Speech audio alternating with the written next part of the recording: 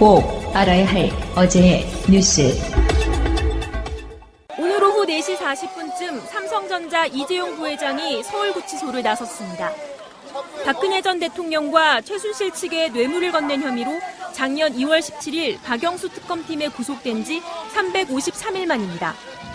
여러분들께 좋은 모습 못 보여드린 점 다시 한번 대단히 죄송하게 생각하고 있습니다.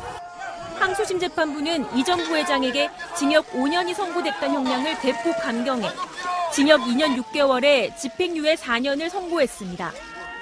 이 전 부회장의 혐의 가운데 뇌물죄 혐의 대부분과 1심 형량이 높았던 국외재산 도피죄가 무죄로 뒤집힌 게 결정적이었습니다. 정유라에 대한 승마 지원은 두 가지로 나눠 판단했습니다.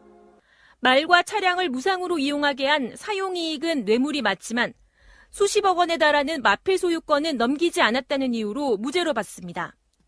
또 최순실이 실질 지배한 한국동계스포츠영재센터에 후원금 16억여 원을 준 것도 1심과 달리 무죄로 판단했습니다. 뇌물죄가 성립되려면 이 부회장과 박근혜 전 대통령 사이에 부정청탁이 있어야 하는데 재판부는 삼성의 승계 작업이라는 포괄적 현안이 있었다고 볼 수 없다며 뇌물을 줘야 할 이유가 없었다고 밝혔습니다. 삼성이 정유라 씨 승마 지원을 위해 독일로 78억여 원을 송금한 것도 범죄 의도가 없었다며 재산국외 도피죄를 인정하지 않았습니다. 실형을 받고 법정 구속됐던 최지성 전 미래전략실장과 장충기 전 미래전략실 차장도 징역 2년에 집행유예 3년을 선고받아 석방됐습니다. 특검 관계자는 이번 판결에 대해 속아웃을 판결이라고 일갈했습니다. 그러면서 재판부의 논거를 조목조목 반박했습니다. 미르 K스포츠 재단 출연과 관련해 대통령이 기한과 금액까지 지정해 요구했다면 이는 출연을 해주면 대통령이 기업의 현안을 잘 봐주겠다는 뜻이라고 지적했습니다. 당연히 뇌물 공여 혐의 적용이 가능하다는 겁니다. 특히 이재용 부회장의 경우 아버지의 와병 이후 신속한 경영권 승계가 필요했고 대통령도 그 상황을 매우 정확하게 인지하고 있었다고 지적했습니다. 당연히 경영권 승계를 매개로 한 돈이 오갔고 단순 수뢰든 뇌물 공여든 다 성립하는데 이를 정경유착이라고 하는 건 당연하다는 게 특검의 입장입니다. 재판부가 내놓은 사용이익 뇌물 개념은 뇌물 액수를 줄여주기 위한 술책에 불과하다고 일축했습니다. 이처럼 이해할 수 없는 판결 전체는 결국 이 전 부회장의 집행유예를 목표로 논리를 짜맞춘 것으로 비난을 면키 어려울 것이라고 비판했습니다. 특검 관계자는 또 이번 판결로 정경유착 부패가 죄가 되지 않는다고 판시해 앞으로 동종의 범죄를 부추기게 됐다고 꼬집었습니다. 안미현 검사는 지난해 춘천지검 부임 당시 강원랜드 채용비리 수사를 하는데 상부에 외압이 있었다고 주장했습니다. 지검장이 김수남 당시 검찰총장을 만난 뒤 갑자기 최응집 전 강원랜드 사장을 불구속으로 재판에 넘기라고 지시했다는 겁니다. 부장검사로부터는 청탁자 명단에 있던 권성동 자유한국당 의원 등에 대한 증거를 삭제하라는 지시를 받았다고도 했습니다. 안 검사는 권 의원 외에도 현직 고검장이 수사팀에 압력을 행사한 정황이 있다고 말했습니다. 이에 대해 권 의원은 JTBC와의 통화에서 검찰총장을 포함해 누구에게도 압력을 행사한 적이 없다며 법적 대응을 준비하겠다고 해명했습니다.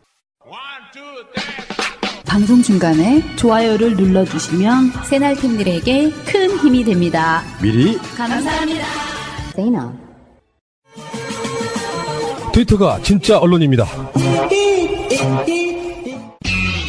자, 또 새로운 한 주가 시작됐습니다. 같은 한 주가 시작됐습니다. 이러세요. 나오신 분들 소개해드릴게요. 같은 한 주가 시작된 유명종님. 열받아서 지금 눈에 핏기가 서 있는 유명종입니다. 바로 앞에 먹이를 둔 굶주린 사자 같은 느낌? 워. 명종님 때문에 쫄아있는 야수입니다. 안녕하세요. 마차입니다. 예. 이 태도 같으면은 우리 마차님이 최순실이고 그리고 야수님이 이재용 같은 느낌이에요. 자, 바로 가겠습니다. 이재용 집행유예 석방. 아, 나 진짜 대한민국 사법부의 형량 대박연세일이 시작됐습니다. 제도로서의 민주주의가 흔들리고 구타는 일은 이제 없습니다. 민주주의가 밥이고 밥이 민주주의가 되어야 합니다. 자, 이게 이재용 박연세일부터 시작해가지고요. 이재용과 관련돼 있는 삼성그룹 임원들에 대해서도 한꺼번에 박앤세일이 됐고요. 네. 이게 더해지면 어디까지 가냐면 박근혜 최순실까지 박앤세일이 이어집니다. 이게 제일 열받는 게요. 법정 형량이 가장 센 재산 국외도피죄는 전부 무죄. 실제로 승마 지원한 것만 일부 유죄 이렇게 됐거든요. 사실상 다 털어져 버린 거예요. 우리나라 기업인들, 대기업 재벌들 일가족들한테 큰 희망을 안겨준 그런 판결이죠. 그러니까 명종님의 분노가 이해가 되죠. 같은 판결이죠. 예. 판결 전체를 좀 우리 민정수석께서 소개를 좀 해주세요. 이해하기 쉽게. 자, 이게 지금 항소해서 2심으로 올라갔는데요. 2심 재판부는 나중에 따로 얘기하겠지만 간단하게 얘기하면 특검, 검찰 측에서 주장하는 내용과 변호인 측, 이재용 변호인 측에서 주장하는 내용을 다 듣고 결론을 내린 거는 이재용 측 변호인이 얘기하는 게 맞습니다. 그리고 그대로 읊었어요. 그렇죠. 딱 그 느낌이었어요. 네, 딱 그대로 읊었고요. 또 한 가지 특이한 점이 있습니다. 1심도 열받았거든요. 징역 5년. 이게 말이 돼? 그랬거든요. 원래 검찰이 구형한 거는 구형량이 12년인가 그래요. 그런데 1심에서 5년을 내렸어요. 굉장히 이거 짜게 내려준 거예요. 1심도 열받았는데 2심에 와서 형량이 2년의 집행유예예요. 집행유예 4년. 그건 의미가 없어요. 몇 년인지는. 징역 2년형의 집행유예를 내렸다는 거는요. 징역 2년형은요. 이재용이 갖다 바친 뇌물의 액수가 1억 원이 안 된다는 얘기예요. 그러네. 몇 천만 원을 줬다는 얘기예요. 대기업 삼성그룹이 대통령한테 몇 천만 원 뇌물 줘서 그걸로 걸린 거예요. 결론은 이렇게 된 거예요. 근데 이게 예상이 됐어요. 징역 5년을 1심에 선고한 이유가 대개의 사람들이 법 전문가들이 집행유예로 꺼내주려고라는 그렇게 인식을 했었단 말이에요. 뭐 징역 한 7년, 뭐 징역 10년 이렇게 나왔으면 그렇게 못 나오거든. 그러니까 전체적인 큰 맥락에서 보면 삼성의 이재용은 나 박근혜한테 권력으로 억압당한 피해자야 이런 느낌이 없지 않아 있어요. 그 전략으로 쭉 갔고 쌍방 뇌물죄 한쪽에서는 뇌물을 주고 뭔가 대가를 얻고 한쪽에서는 뇌물을 받고 뭔가 특혜를 주고 뭐 이런 방식으로 가려고 하는 뭐 그런 구조가 전혀 없는 건 사실 아니지만 삼성이 박근혜 정권에게 잘 보이지 않는다고 해서 기업이 망할 정도라고 생각하진 않아요. 지금 제가 봤을 때는 삼성과 박근혜 같은 정부의 위치는 동등하다고 봅니다. 서로 간에 주거니 받거니한 뇌물을 통해서 서로가 윈윈하는 윈윈이라는 표현이 적당할지 모르겠지만 그런 느낌도 있고 그렇긴 하지만 이재용이 이런 식으로 이렇게 감경을 받게 되면 한쪽에 박근혜 쪽 전략은 또 어떻게 될 것이냐 이런 부분에서 봤을 때 결론적으로 공범관계인 경우 근데 재판부는 이것을 그냥 일방적으로 박근혜한테 당한 피해자 이렇게 몰고 갈 수는 있지만 박근혜 재판도 그대로 남아있는 거거든요. 그렇게 되면 박근혜 쪽도 이재용 재판에 영향을 받을 수밖에 없는데 많은 언론들이 이게 박근혜 쪽이 더 어려워졌다 이렇게 표현할 수도 있는데요. 전 그렇게 생각하지 않고요. 재판부가 다르기 때문에 박근혜에게 더 유리한 판결이 나올 수도 있는 저는 그런 상황이라고 봅니다. 1심과 2심이 뒤집히는 거 보면요. 사법부라고 하는 것도 보는 시각이나 어떤 관점에 따라서는 완전히 똑같은 사안을 다르게 해석하고 있잖아요. 박근혜에게 불리한 사건이라고 보진 않아요. 오히려 박근혜에게 유리한 측면이 있다고 생각을 합니다. 이게 정말 일반인으로서 저는 이해가 안 된 내용이 뇌물로 인정한 금액 자체가 방금 명종님이 몇 천만 원이라고 하셨는데 그 말 몇 마리 사주고 하는데 들어갔던 수십억은 뇌물이 아니고 그 말을 이용함으로써 얻은 이익만 뇌물이라는 거예요. 나 사실 그 말이 무슨 말인지 이해가 안 되더라고요. 그러니까 사용료만 뇌물로 인정했다는 얘기야. 정유라의 고백 비슷한 것도 있었잖아요. 엄마가 이거 네 거라고 생각하고 써라 했다고. 결국은 이재용 자체는 이런 걸 해서 얻을 수 있는 이익이 수조 원에 가까울 텐데 말 몇 필 정도를 그냥 빌려줬다고 임대한 거야 이게. 그러니까 이번에 2심 판결 근거로 그 말을 바꿔보면 이런 거잖아요. 내가 뭐 공직자라고 치고 내가 누군가한테 100억 원을 뇌물로 받았어요. 그래서 100억 원을 안 쓰고 냅뒀어. 그래서 그 100억 원으로 인해서 발생하는 이자만 사용했단 말이죠. 그러면 내가 받은 뇌물은 그 이자만 뇌물이라는 뜻인 거예요. 그게 말이 되는 거예요. 그게. 더 쉽게 말씀드릴까요? 자, 삼성 이재용이 이제 앞으로 정모 판사라는 분에게 전용기를 왜 정형식이라고 말을 못해요? 그 부장판사 얘한테 자 보세요. 이제 앞으로 자, 이 정판사 정형식의 그 부장판사에 놀리면 이재용이 정형식한테 전용 비행기를 세스나 비행기를 사줘요. 그런데 소유권을 안 줘. 평생 이거 써? 그냥 타고 다녀. 그런데 정용식이 공무상 너무 바빠가지고 제주도 갈 때 한 번 이용했어요. 그러면 사용료 한 1,000만 원. 그러면 이건 집행유예예요. 이렇게 되는 거예요. 이 판결의 내용은 핵심은 이겁니다. 이게 말도 안 되는 개짓거리들을 벌이고 있는 거고, 이게 지금 대한민국 사법부가 사실은 이번 판결로 인해서 명확하게 본인들의 정체성을 드러낸 거예요. 그렇지.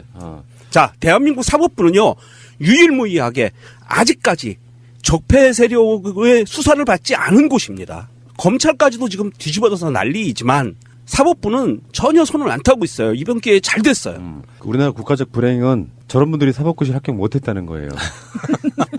정말 말도 안 되는 건데 이 부분에 대해서 차근차근 좀 돌아보자고요. 뭐 흥분만 하실 것이 아니라 어차피 대법원이 좀 남아 있기도 하고요. 여러 가지 부분에서 이게 이를테면은 욕을 먹더라도 이재용에 대해서는 확실하게 털어주고 간다는 의지가 적용됐다고 보는 거예요. 솔직히 말씀드려서 사법부에 삼성 장학생이 있다는 여러 가지 의혹들은 있잖아요. 아, 이건 뭐 팩트죠, 팩트. 아니, 대한민국 사람 누가 없다고 생각하겠습니까?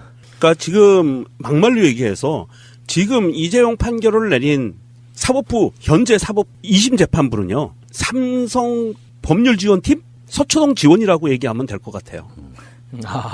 삼성 법률지원팀이라고 봐야 될 것 같고요. 왜냐하면 어떻게 변호인이 쓴 변호인의 발언 내용들이 판결 내용에 그대로 반영이 된다는 거는 있을 수가 없어요. 왜냐하면 이 사람이 명백하게 유죄라는 것은 본인들도 알고 있어요. 그래서 유죄 판결을 내렸어요. 유죄 판결을 내렸는데도 불구하고 그 형량이 어마무시하게 말도 안 되게 적어지면서 집행유예로 풀어줬다는 것은 이거는 완전히 사법부의 의견을 그대로 들어줬다는 거고 검찰의 의견은 하나도 안 듣고 생각되는 얘기입니다. 자, 이게 뇌물죄예요. 대한민국에서는요, 아니 인류사에서는요, 뇌물죄라는 거를 입증하기가 제일 힘든 범죄예요. 그래서 뇌물죄는 누가 줬어, 누가 받았어, 정황상 저 사람이 안 받을 수가 없었어 라면 성립이 돼요. 굳이 증거가 필요 없어요. 정영식이가 내린 한명숙 총리가 의자가 뇌물을 받았다고 뇌물죄로 처벌을 했어요. 네.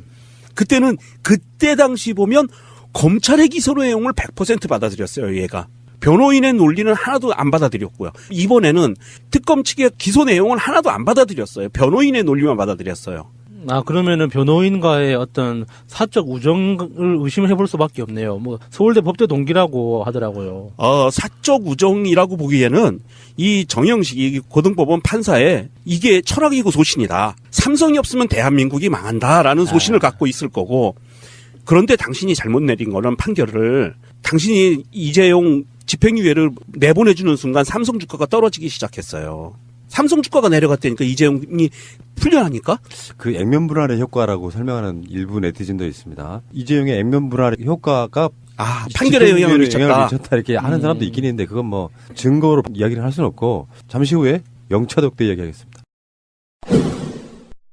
특검 입장에서는 결정적인 한 방으로 빼도 박도 못하게 증거로 내민 것이 영차독대. 대구 창조경제혁신센터 개소식에서 이재용하고 박근혜가 독대가 있었다. 그래서 부정한 청탁을 대가로 승마 관련 지원을 하기로 했다. 근데 이때 독대 시간이 5분에 불과해서 검찰이 9월 12일 날 한 차례 더 독대한 것이 있다는, 그게 이제 2014년이에요.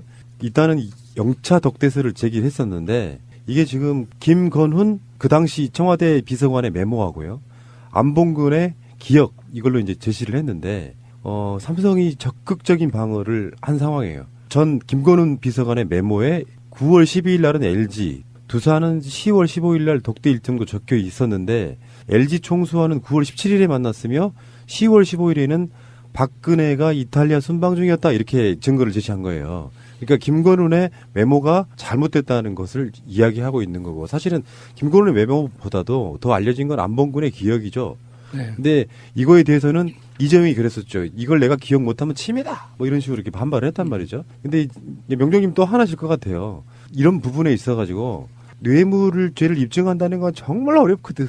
그러니까 이게 사안마다 특검이나 검찰에서 그 제시했던 공소장에 기입했던 내용들 자체가 한 줄 한 줄에 대해서 사실관계를 증명하는 그 검찰의 의무가 분명히 있지만, 재판부에서 봐야 되는 건 기본적인 상황인 거잖아요. 뇌물죄에서.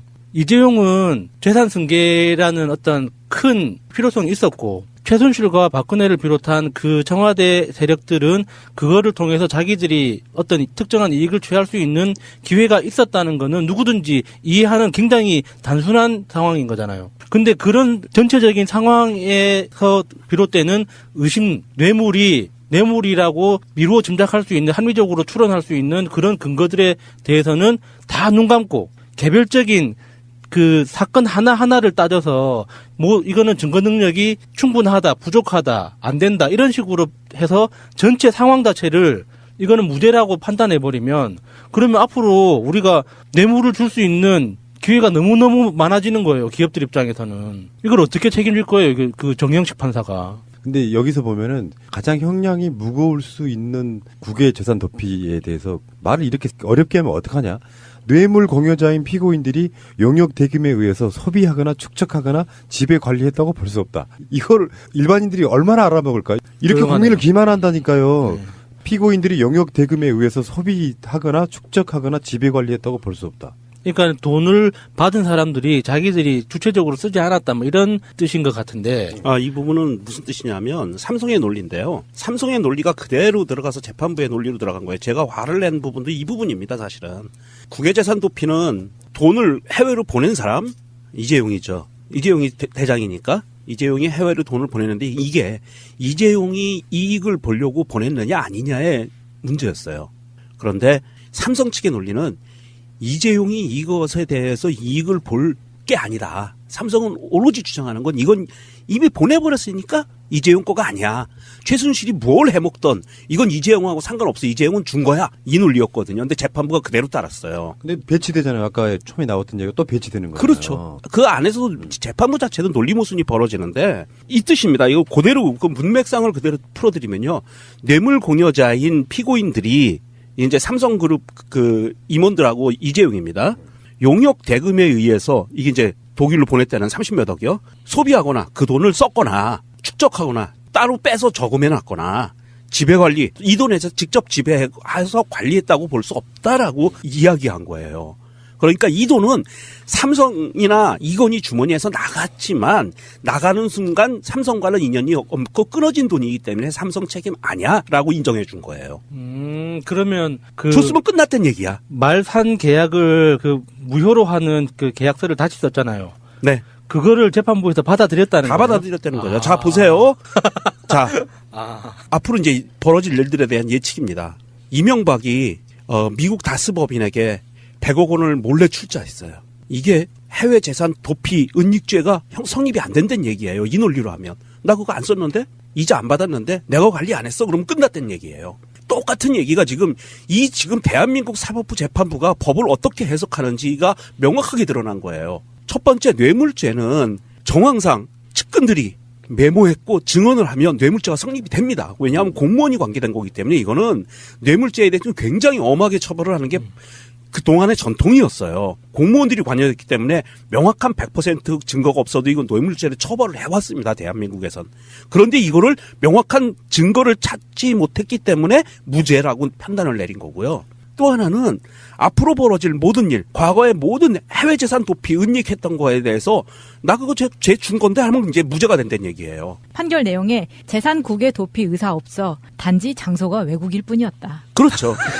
그거예요. 그래서 삼성 측의 논리였어요. 이건 삼성에서 법조팀이 만들어낸 논리고 이 논리를 그대로 사법부가 받아들였다는 거고요. 그러니까 이 사법부가 이재용의 마음속을 들여다본 거네요. 이재용이 그 돈을 그렇게 독일에다 옮겨놓은 건 은닉의 의도가 아니라 그냥 남아도는 돈을 한국에 둘 수도 있고 독일에 둘 수도 있기 때문에 어쩌다 보니 거기가 독일이었더라. 그리고 어쩌다 보니까 그게 최순실과 박근혜와 정유라 쪽으로 갔더라. 절대 의도된 게 아니었다. 네. 그러니까 내가 쓰려고 하는, 내가 이익을 보려고 하는, 또 내가 그거에 대해서 직접 관리하지 않은 돈이야. 그러니 나는 무죄야를 그래 맞아라고 얘기해 준 그렇게 거예요. 재판부에서 관심법으로 봐주기 있어요? 마음을 그렇게 들여다볼 수 있나? 근데 이 정영식 판사의 이전 판결 내용들을 보면 조금 이해가 갈 수도 있어요. 2012년 나경원의 장애인 알몸 목욕 인권 유린 사건과 그 집안의 친일 행적을 비판한 네티즌에게 300만 원 벌금을 선고했던 사람이고요. 그리고 공직선거법 위반과 업무상 횡령 등의 혐의로 기소된 이재영 새누리당 의원에게 실형을 선고한 원심을 낮춰서 징역 1년에 집행유예 2년, 벌금 700만 원을 선고했던 사람이기도 해요. 그리고 최근에는 아디다스 코리아가 서울 세관장하고 관세 등 부가처분 취소소송 항소심에서 1심 판결을 뒤집고 아디다스 코리아에 승소 판결을 내준 적도 있는 사람이에요. 네, 자유선진당 박선영 국회의원을 기억하시는 분들 있으실 거예요. 예, 기억합니다. 네, 이 사람이 정영식 판사의 장모입니다. 정영식 판사의 와이프의 어머니. 네. 그럼 그게 장모가 더 쉽지 이 사람아. 아니 저는 순간적으로 그래서 그게 정영식이랑 뭔 상관이야 이렇게 생각했거든요. 그런데 이 박선영 의원은 김진태 의원의 사촌 누나입니다. 이거. 김진태 사촌 누나요? 네. 오. 그래서 정영식으로는 처형이 되는 거죠. 그런데 이런 김진태와의 관계가 있고요. 이 정영식의 와이프의 자매의 남편 중에 하나가 외국인하고 결혼을 했는데 이 사람이 로키드 마틴에 근무하는 사람입니다. 정영식 판사의 처남. 아니죠. 처남이 아니라 처형 또는 처제의 남편인 거지. 네. 그러면 동서네? 동서지간입니다. 네. 근데 여기서 그러면 중요한 문제가 하나 나와요. 최순실과 로키드 마틴 관계. 그러네요. 이 인맥 관계가 그렇죠. 최순실과 박근혜와 이명박과 이게 연루가 안 돼 있다고 보기가 힘들어지는 상황이네요. 국정농단에 있어서 아직까지 규명이 되지는 않았지만 안민석 의원 등이 최순실과 로키드 마틴과의 관계를 설명한 적이 있었거든요. 그렇죠. 예. 요거는 그냥 넘어갈 수가 없는데. 그러면 나중에 정영식이라는 판사가 그 명단에서도 오르락 내리락 거릴 수도 있다는 얘기네요. 그러니까 중요한 길목에 정영식한테 이 사건이 온 거예요. 그러네. 쉽게 뭔가 상황을 풀기는 정말 좋은 소스가 되지 않았을까. 그리고 이 동서지간 중에 또 한 사람이 전 대법관인 민희령 대법관입니다. 대법관이면 범상치는 않은데. 이게 듣다 보니까 무섭네요. 국회의원 박선영의 남편이 민희령이라는 거죠. 여기에서 로키드 마틴이라는 이름이 등장하니까. 무섭죠. 예, 좀 뭔가 최순실의 네트워크가 이 정도인가 싶은 그런 느낌이 확 드네요. 자기들끼리 뭔가 어떤 상황을 이렇게 만들었을 때 이 사람은 나는 판사니까 우리 가족과는 아무 상관없이 판결했어. 이렇게 말할 수가 있을까요? 나는 없다고 보는 것이고요. 야, 마차님 수고하셨습니다. 오늘 밤길을 지켜주세요. 느낌이 좀 쎄한 게 이러고 나서 정영식에 대해서 연합뉴스가 사실상 칭송하는 것 같은 보도를 내보내는데 이런 식이에요. 이재용의 집행유예 선고한 정영식 부장판사 4개월간 재판. 야간 재판 없는 효율적 재판 진행. 신설된 재판부 이끌어 차분하고 세밀한 스타일. 사대의 지도층 뇌물 사건 2심 담당. 이 사람은 공정하게 했다 이야기하고 싶어하는 것 같은데 이게 그냥 보통 일이 아닌 게요. 예를 들어서 우리가 말하는 언론사든 사법부든 다 적폐가 있다? 이렇게 우리가 이야기해왔잖아요. 이 사건은 박근혜랑 연관이 있어요. 그 박근혜 사건과의 간단히 말하면 공범인데 박근혜가 20몇 개의 어떤 혐의가 있지만 그중에 가장 센 게 뇌물이거든요. 재벌들로부터 받은 뇌물 이런 거란 말이에요. 이재용이 풀려나는 상태에서 박근혜의 재판을 어떻게 할 건데? 물론 그 부분은 인정한 부분도 있어요. 그런 방식으로, 그러니까 이재용 쪽이 뭐 제3자 그러니까 예를 들면 최순실한테 뭔가를 주는 방식으로 해서 그 3자 뇌물 같은 거는 나름대로 인정을 했지만 나중에 이제 박근혜와 이재용, 박근혜와 무슨 다른 그룹들 간의 어떤 이런 관계에서의 큰 뇌물 같은 거 이런 것들이 상당히 좀 희석돼 버리는 상태로 박근혜 재판의 결과가 나올 거라고 보면 저는 이재용의 재판에 있어서 이런 결과를 내는 건 박근혜 석방 시도라고 보는 거예요. 박근혜가 뇌물죄에 관해서는 이재용과 비슷한 2년 정도밖에 안 나올 거예요. 왜냐하면 법리상 그래요. 돈 준 놈이 2년 받았는데 돈 받은 놈이 2년 더 받으면 안 되잖아요. 자체 삐처리했어요, 여러분. 어쨌든 이거는 좀 이번 이재용 2심은 아직 대법원 판결이 남았지만 대한민국 국민들이라면 이해할 수 없는 판결을 내린 거고요. 자, 이게 이재용이라는 사람이 삼성이라는 곳이 법인이 자본주의의 꽃이라고 할 수 있는 기업이잖아요. 상장기업. 주식회사란 말입니다. 그런데 이 주식회사가 과연 우리는 이렇게 봐왔어요. 예전까지 제가 하는 말대로 영리를 추구하는 기업이 과연 이익이 되지 않는 곳에 돈을 썼겠느냐. 이걸 기본으로 보거든요. 기업의 운영에서는. 그래서 기업이 엄한데 돈을 썼으면 이거는 뇌물 아니면 부정축제 횡령 배임 이쪽으로 봐요. 통상적으로 그렇게 봅니다. 그런데 이번에 삼성이 이재용이 박근혜 최순실 정유라한테 쓴 돈들은 횡령도 배임도 뇌물도 아니고 이거는 독립운동 자금을 기부한 거하고 똑같은 효과를 내버린 거예요. 재판부는 그렇게 봤다는 얘기입니다. 물론 앞으로 먼 훗날에 정모 씨라고 하는 사람 미국에서 살면서 우리 옛날 조상이 우리를 이렇게 잘 살게 만들어줬어라고 얘기할 수도 있어요.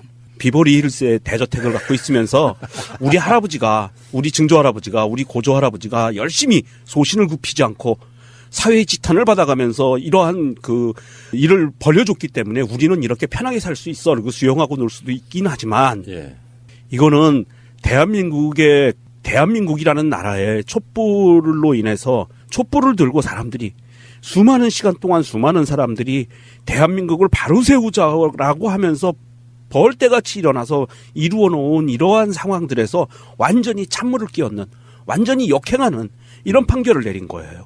이 사법부는 그만큼 이제는 역사에 씻을 수 없는 죄를 짓고 있는 겁니다. 정영식 이야기를 조금만 더 하자면 요즘에는 이제 증거 자체를 굉장히 중요시하잖아요. 재판을 할 때 검찰의 주장보다 원칙적으로 이제 사법부를 좀 선진화시키자는 차원에서 여러 가지 중에 증거를 놓고 그 증거만 갖고 법정에서 나오는 이야기와 증거들을 중심으로 하자는 게 지금 사법부의 시대적 흐름이었어요. 수년 전부터. 근데 그 한명숙 총리 이야기 나올 때는 이 사람 정영식이 그걸 뒤집을 때에 이런 거 있잖아요. 1심 법정은 증언, 그러니까 한만호 등의 증언을 통해 가지고 실질적으로 검찰이 했던 말들은 크게 비중을 두지 않은 채로 그걸 판단을 했고, 근데 정영식 자체가 검찰 진술에 무게를 둬서 유죄 판결했던 바로 그런 거거든요. 쉴드용으로 정현주 KBS 사장의 해임 취소 판결을 했던 사람이다. 그러니까 이 사람은 되게 공정하게 할 거야. 아니죠. 그 뒤에 숨어 있는 거. 어차피 그 당시에 해임 취소 판결을 내려도 정현주 사장은 KBS 사장으로 돌아갈 수 없었어요. 그래서 뭐가 더 하나 필요했냐면은 1심 판결 때까지 해임 효력을 정지해달라며 낸 집행정지 신청은 받아들이지 않아서 승소했지만 결국은 복직하지 못했거든요. 그러니까 이런 식인 거예요. 지금 정영식 같은 사람들은 대표적인 저는 적폐 판사라고 보는 것이고, 그리고 이건 재판장이고 주심 판사인 강문경은 아까도 이야기했지만 다시 한번 정리를 해드리면 이재용의 변론을 맡았던 송우철, 그러니까 1심 변호사예요. 정영식하고 그 송우철 변호사하고 서울대 법대 동기고, 주심 판사인 강문경하고 부산중앙고 선후배 사이예요. 이렇게 얽혀 있어요. 그러면 우리가 의심하지 않을 수 없잖아요.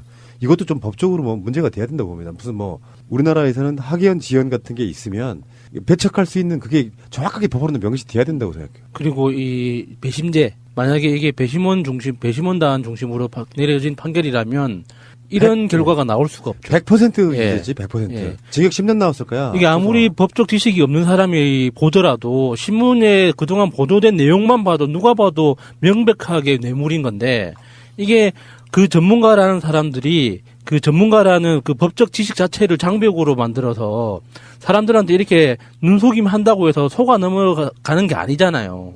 너무 짜증나 진짜. 사람을 대놓고 무시하는 거잖아요. 법을 판단하고 평가하는 건 되게 복잡한 구조를 갖고 있어서 재판장이 어떤 의도를 갖고 시작하느냐가 결과에 결정적 영향을 끼쳐요. 이런 식의 어떤 인맥 구성이라든지 원래 지금까지 해왔던 이 사람의 재판 성향으로 보면 속으로 난 이렇게 생각했을 거라고 봐요. 삼성과의 관계를 떠나가지고 에이 뭐 그 정도를 그렇게 박근혜 대통령이나 이재용 부회장은 그렇게 나쁜 의도를 갖고 있는 사람들이 아니야라고 그렇게 생각하면 이거 다 무죄야, 솔직히 말하면. 그러니까 지금 이 2심 재판부에서 내려진 판결은요, 제가 정말 여러 단계에서 화가 나지만 최종적으로 마지막으로 한 가지 화나는 거는요, 뇌물이라는 것을 일부 뇌물을 인정했잖아요. 일부 뇌물을 인정했으면 이 사건이 그냥 사인이 말단 공무원에게 뇌물을 준 사건이 아니고요. 삼성이라는 거대 기업의 실질적인 지배자가 부정한 방법으로 부정한 짓을 하고 있는 대통령이라는 최고 권력기관을 향해서 100원이라도 뇌물을 준 사건이에요. 사용료 100원이든 100만 원이든 10만 원이든 준 거거든요. 그러면 재판부가 정말 원리 원칙대로 예단을 하지 않고, 예단이라고 하는 건 저 사람은 유죄 같아, 무죄 같아 미리 판단을 하고 재판을 하는 거예요. 그거는 금지돼 있어요. 내가 보기엔 지금 이게 그래, 이게. 그렇죠. 그런데 이런 예단을 하지 않고 재판을 했다고 하더라도, 그리고 원리 원칙대로 재판을 하고 증거에 입각해서 증인에 입각해서 공정하게 재판을 했다고 한다면 최소한, 정말 최소한, 마지막 최소한은요, 집행유예를 내리면 안 되는 사건이에요. 자, 그런데 이제 결정적으로 마지막 한 부분만 더 이야기하고 이 주제를 끝낼게요.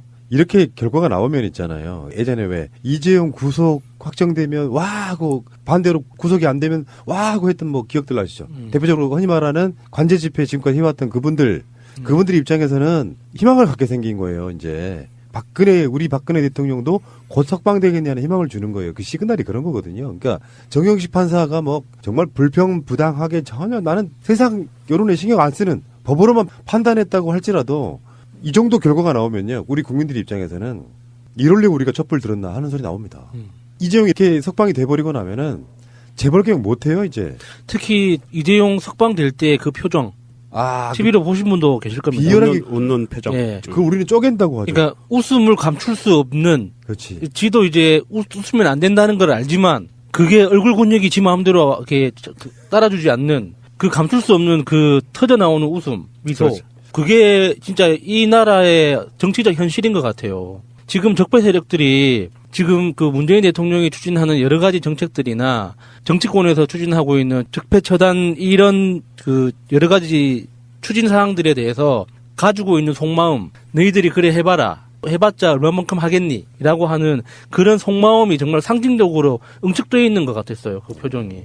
제가 지난주에 방송을 하면서 설마 여기까지는 예상을 못했었는데요. 오늘에 와서 보니까 아귀가 맞아요. 어떤 부분이냐면 삼성 주식 50분의 1 분할하는 게 이제는 톱니가 딱 맞아요.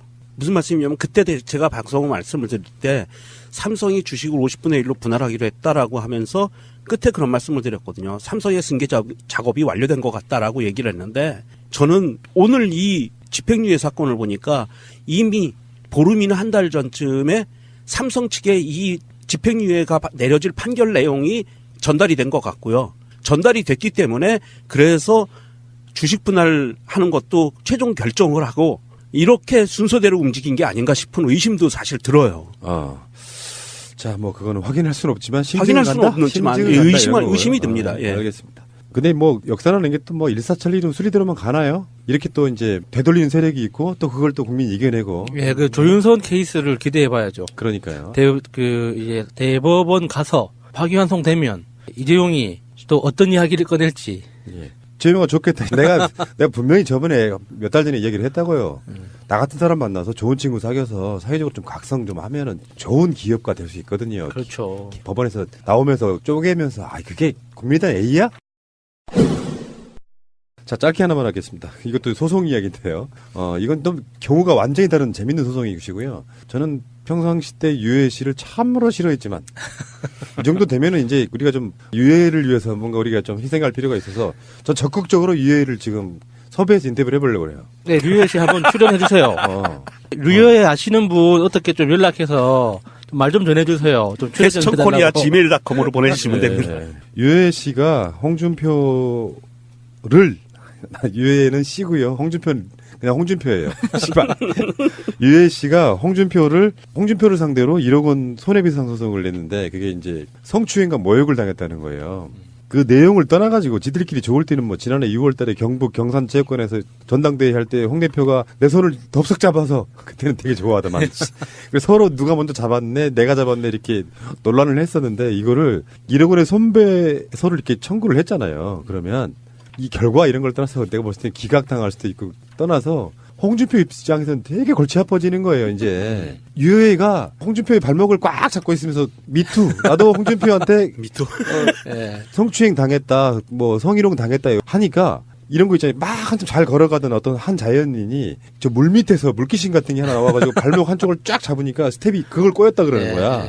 꼬여가지고 MBN 나가 뭐 이렇게 되는 거거든요. 그러니까 홍준표한테는 유해의 문제를 계속 풀지 않으면은 이걸로 우리 이미지는 그렇잖아요. 홍준표가 큰 정치할 사람이 아니라 유해 같은 애들하고 계속 공방을 주고받아야 되는 그런 상태로 몰고 가면 홍준표 입장에서는 그게 정치적으로 엄청 부담되거든요. 그래서 나는 유해를 열사라고 보는 거예요. 우리 입장에서는 좋죠.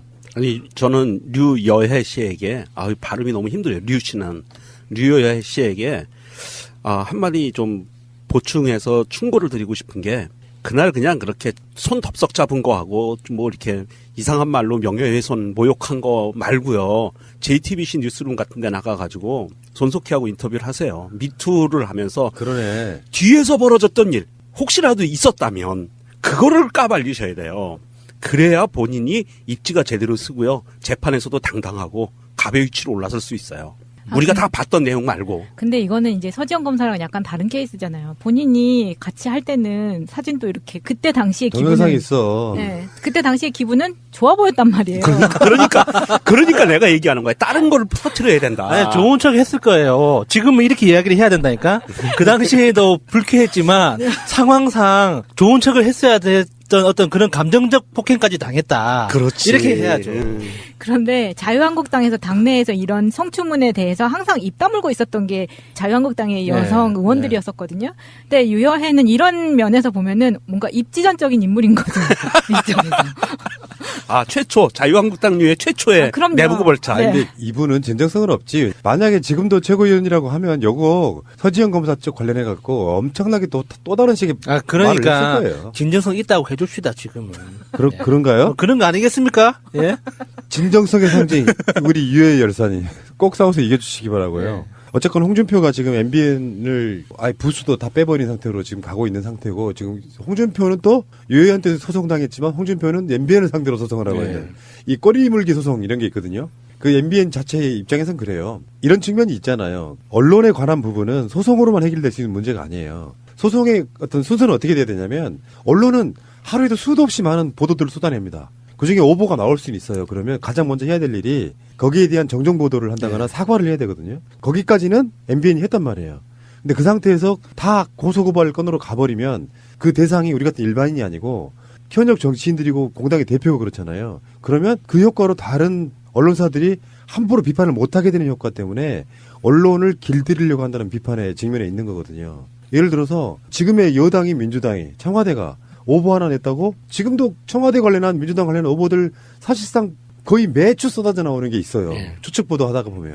그거를 전부 다 소송으로 걸어버리면 보도 못하게 되는, 그러니까 언론 자유를 심각하게 억압할 수 있는 상태를 만들 수 있단 말이죠. 소송은 어느 때 하냐면 우리는 잘못한 게 없다라고 상대방이 사과나 정정 보도를 안 할 때 거기에 대놓고 소송을 할 수 있는 거예요. 최근에 왜 TV조선이 모금해가지고 뭐 한 그 사건에 대해서 지금 문재인 대통령 생일 광고 그 모금 거기에 대해서 정정 보도를 안 하고 사과를 안 하면 소송으로 가는 그런 방식으로 가는 거죠.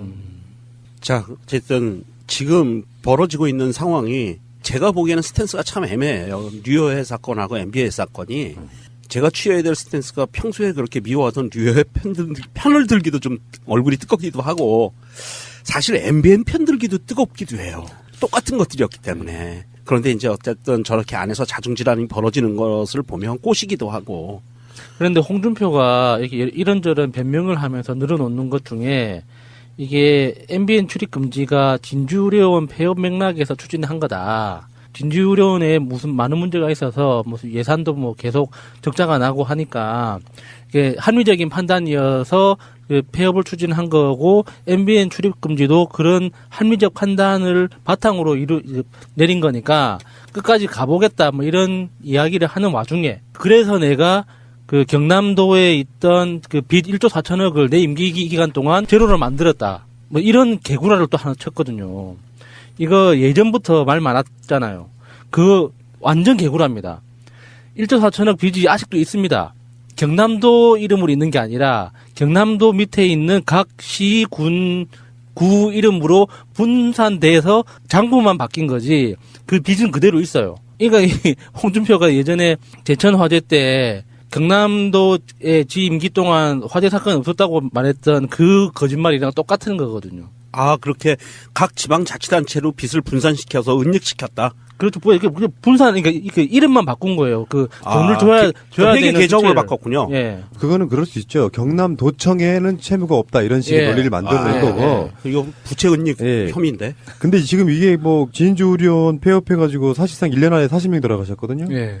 약자들을 상대로 한 것으로 예산 절감해가지고 채무제로 만들었다고 하는 이 자체는 정말 하지 말아야 될 뜻인 거잖아요. 예. 그래서 무상급식 안 하겠다고 버티면서 그 무상급식 그 비용을 아끼고 이런 세상에 멍청한 짓, SOC 사업 같은 거 안 하면 되는 부분 같은 것들을, 그러니까 요거는 뭐 말도 안 되는 거고, 이 자체가 홍준표가 얼마나 또라이인지를 그냥 좀 보여주는 문제라고 보고요. 이제 홍준표가 이런 부분이 있는 거죠. 정말 보수 수구층에 계시는 그 나이 드신 분들이 보기에는 참 우리 도지사 추진력 있네 하는 것들이 있잖아요.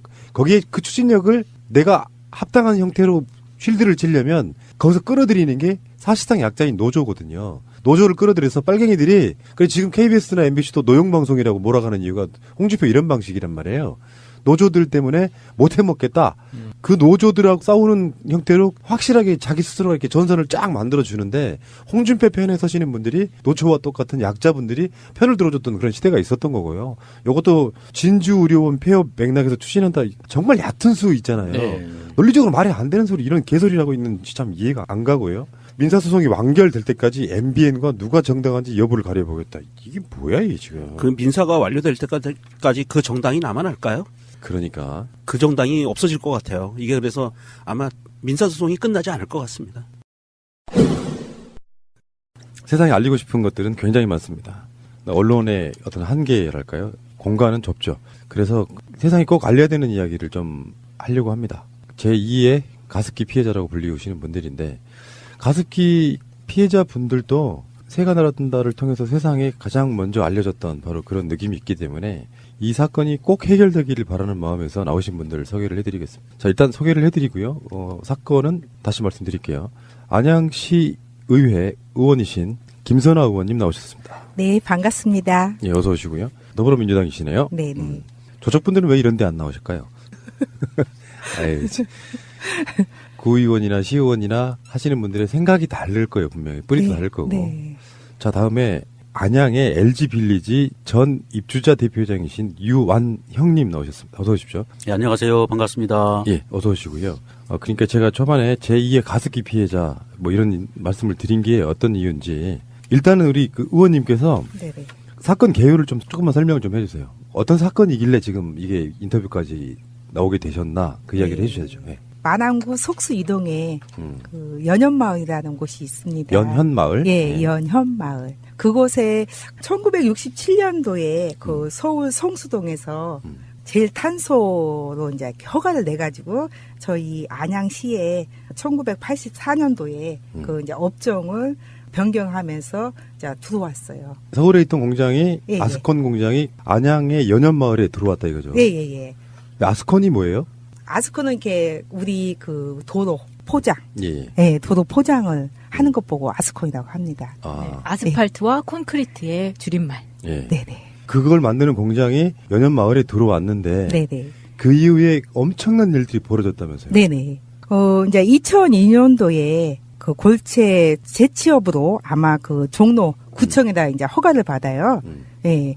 그러면서 그 2002년도에 그 저희 이제 연현마을 LG 빌리지라는 곳이 입주를 합니다. 2002년 5월 달에. 근데 2004년에 4월 달에 제일산업에서 이제 건설 중간 폐기업, 네, 그 중간 처리업을 허가를 받아요. 거기에 그 폐아스콘하고 건설 폐기물 골재 파쇄하는 걸 이제 이렇게 그때부터 하기 시작하고 있는 거예요. 그래서 그게 그때 아마 2002년도 5월 달에 이제 LG 빌리지가 입주를 할 당시에 안양시 총수과에 아마 거기서 팀장하고 이제 가장을 걸쳐서 그 업을 이제 처리하고 있어요. 그러면서 2004년도에 그 민원이 정말 그 냄새 예, 그 아스콘, 폐아스콘이라는 것은요, 그 아스팔트를 망가지잖아요. 제 쉬운 말로 하겠습니다. 망가지면 그걸 걷어서 재생으로 이제 다시. 맞아요. 그렇게. 예, 만들어내는 게 폐아스콘입니다. 그 업을 그쪽에다 이제 허가를 내주는 거예요. 그때는 이미 그 저희 1920세대죠. 그 LG 빌리지가 이제 입주를 했죠. 근데도 불구하고 그 공청회라는 것을 임시적으로 걸쳐서 그 공청회 할 때도 제가 그 자리에 있었어요. 안 된다. 주민들이 절대로 안 된다 하는데도 불구하고 그 시범 공전을 돌리면서 그때는 말도 없이 그 정말 그 냄새 때문에 사실 그때 아이들이 중학교하고 이제 고등학교도 가는데 그 가해 선생님이 오시면 창피할 정도로 예, 그 냄새가 쓰레기 같은 그런 냄새가 아니라 완전 화학 예. 그 아스팔트를 깔면 그 지나가면서 그 냄새 나는 거 있죠? 고무 그 타는 냄새, 것 같은. 고무 타는 냄새. 이게 지도상으로 보면요. 안양천이 흐르고 있고 안양천 주변에 제1산업개발 그게 그 회사 이름이죠. 네네. 제1산업개발이 있고요. 바로 지도상으로 거리는 얼마나 될지 모르겠는데 거의 인근에서 연현초등학교가 있고요. 네네. 그리고 200m도 안 됩니다. 그리고 그 옆에 예. 연현마을이 이제 아파트 단지를 말하는 거였죠. 이렇게 네네. 쭉 형성이 돼 있는데 네네. 어떻게 이 구조가 가능하죠? 왜냐면은 여러분들은 이제 냄새의 문제가 아니라 그 냄새 속에는 공기 중에 온갖 화학 물질들이 계속 퍼지고 있는 것이거든요. 네네. 저는 이해가 안 되는 게 이렇게 유해한 공장이 도심 그것도 초등학교 네네. 주택단지 옆에 있다는 것 자체가 전혀 이해가 안 되거든요. 네네. 이게 지금 해결이 안 된 상태로 이게 심각하다고 느껴서 예, 예. 이걸 해결해달라고 하는데 아직까지 안 되고 있는 게 어느 정도 기간 동안 오고 있는 거예요?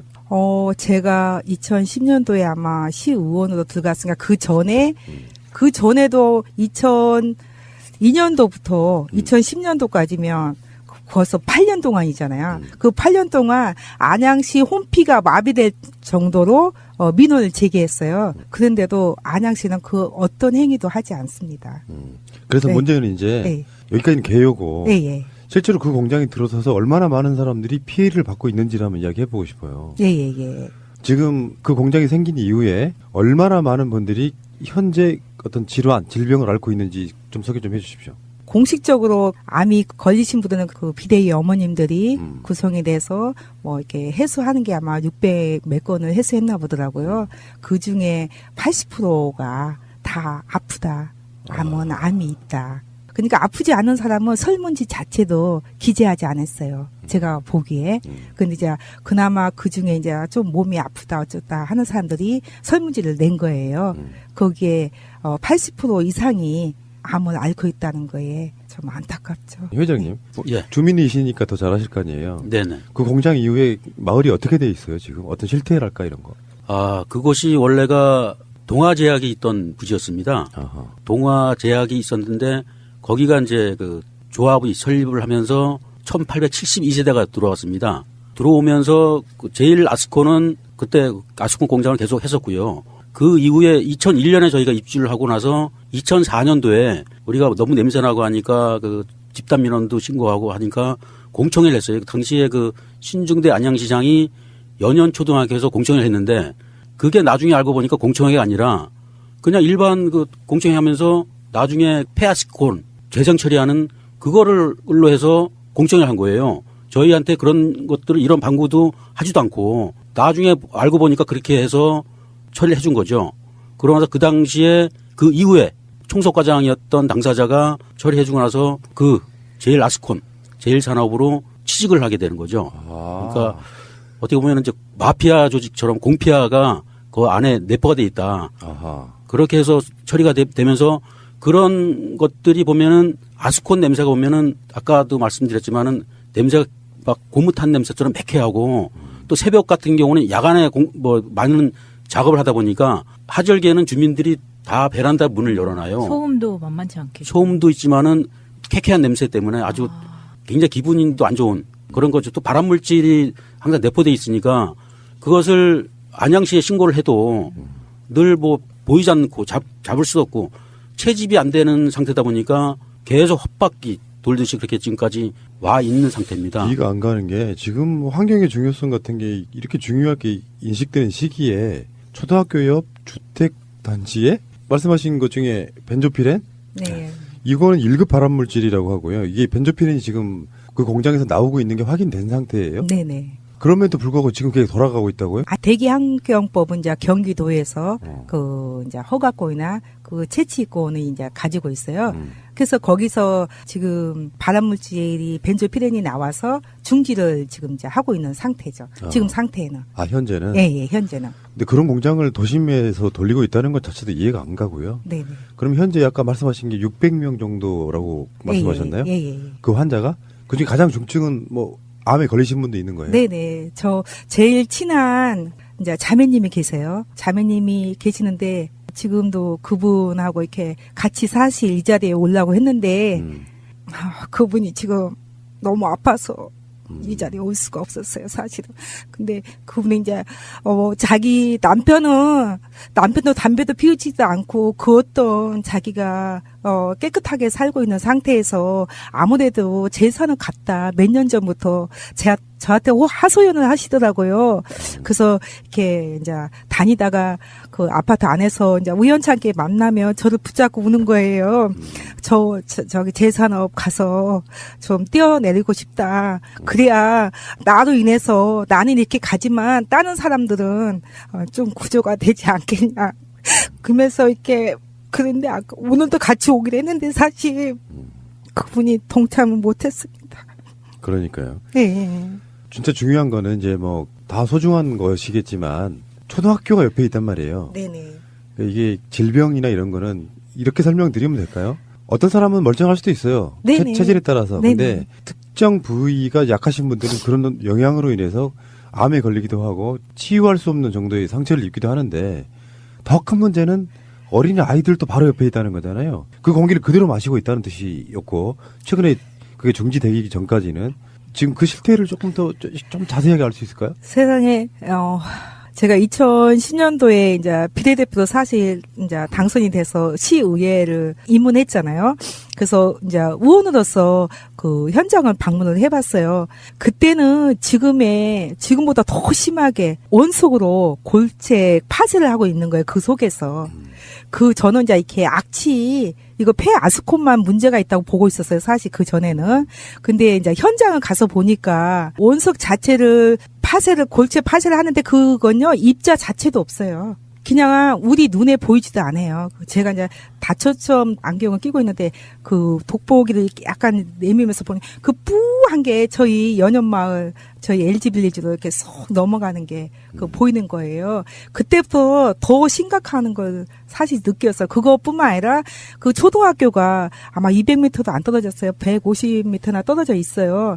그곳에 아이들이 정말 공부를 하고 있는데 거기에 정말 다 제사람 말처럼 아니면 우리 안양시 말처럼 다 건강할 수 있어요. 근데 지금 뭔가 내가 몸이 약해져 있을 때 그 아다리가 돼가지고 흡입을 할 때 내가 폐암이 걸릴 수도 있고 먼지 그 입자 자체도 없는 그 먼지를 흡입했을 때 그 안타까움은요 정말 말로 할 수 없어요. 그래서 제가 이제 강하게 의해서도 이게 떠들고 있는데도 불구하고 그 누구도 그렇죠. 네. 역부족이시죠? 네, 관심 하나 가져주지 않고요.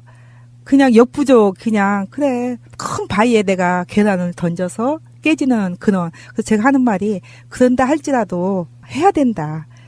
지속적으로 이제, 안양시에 요구했는데요.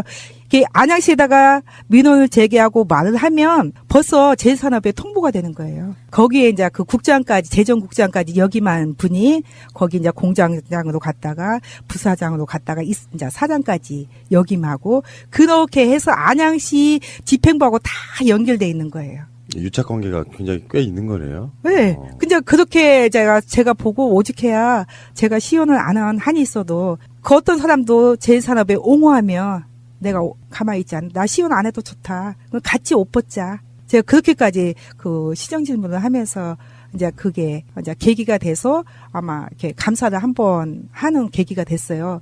근데 그 감사를 한번 이제 안양시 자체 감사를 해봤더니요. 11건이나 불법이 이제 이렇게 나오는 거예요. 근데도 그걸 그 부서가 되면 그게 정당하다고 다 이렇게 말하는 거예요. 단지 강제 이행금 5천만 원만 부과시키지 그 이상도 하지 않는 거예요.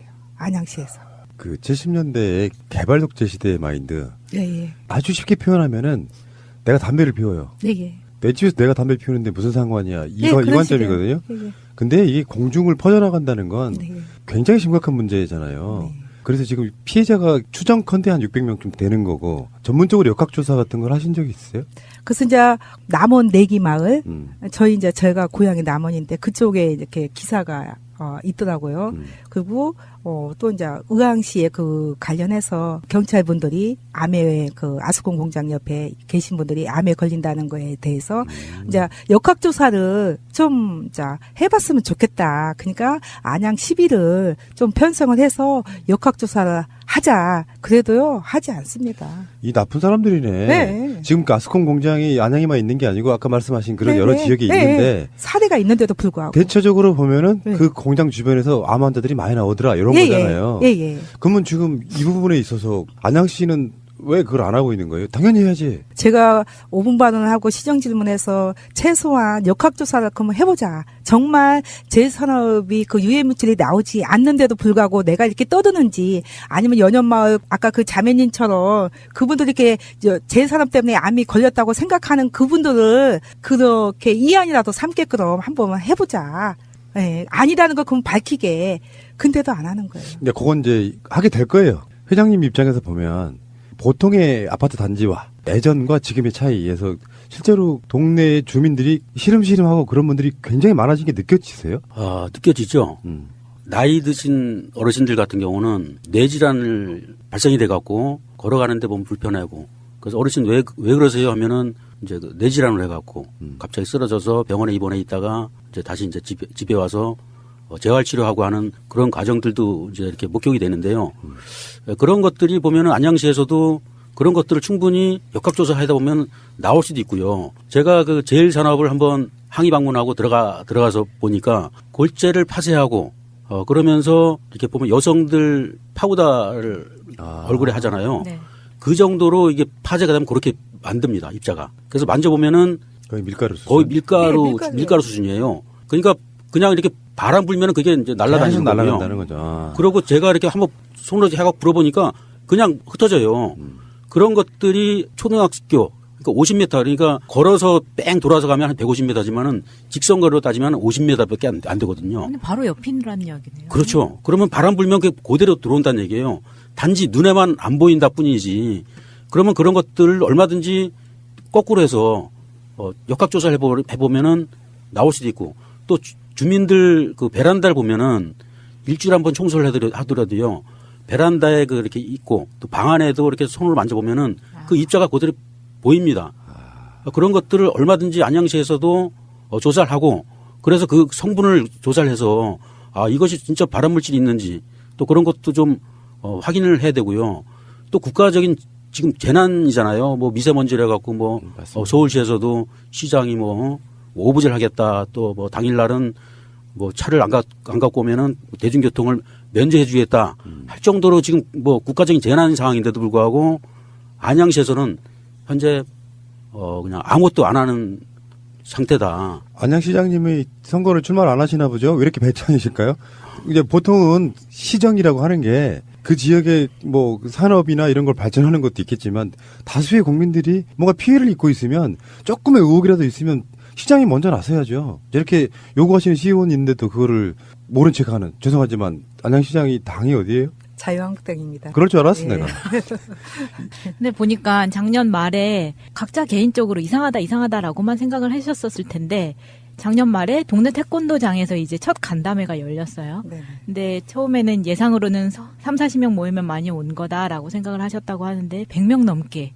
그러면 굉장히 사실은 폭발적인 반응이었다고 보거든요. 모두가 의심만 하고 있었다가 그래 이제 모여서 한번 얘기를 해보자 하니까 너무 많이 모여든 거잖아요. 그만큼 서로 의심되는 부분이 맞았다는 이야기잖아요. 어쨌든 이제 우리 연연마을 이제 주민들이 문제가 있다는 건 느끼면서 그 누군가가 나서주겠지. 그 누군가는 내가 안 나서도 누군가는 나서주겠지 하면서 그냥 이렇게 저한테 개인적으로만 이렇게 카톡을 통해서 문자를 통해서 이렇게 냄새 납니다. 문자를 이렇게 막 하고 밤 12시가 저 12시 1시 그런 거 상관없어요. 근데 12시 1시에도 의원님이 이렇게 너무 냄새가 심합니다. 한번 이렇게 봐주십시오. 이제 그때 또 이제 일어나서 이렇게 민원 제기하면 금방 또 민원 자체가 사라지는 거예요. 그런 형태로 어쨌든 한 7, 8년을 이렇게 지냈어요. 그리고 그러다가 이제 지금 비대위 어머님들도 저한테 개인적으로 이렇게 그 중에 이제 문자를 줘서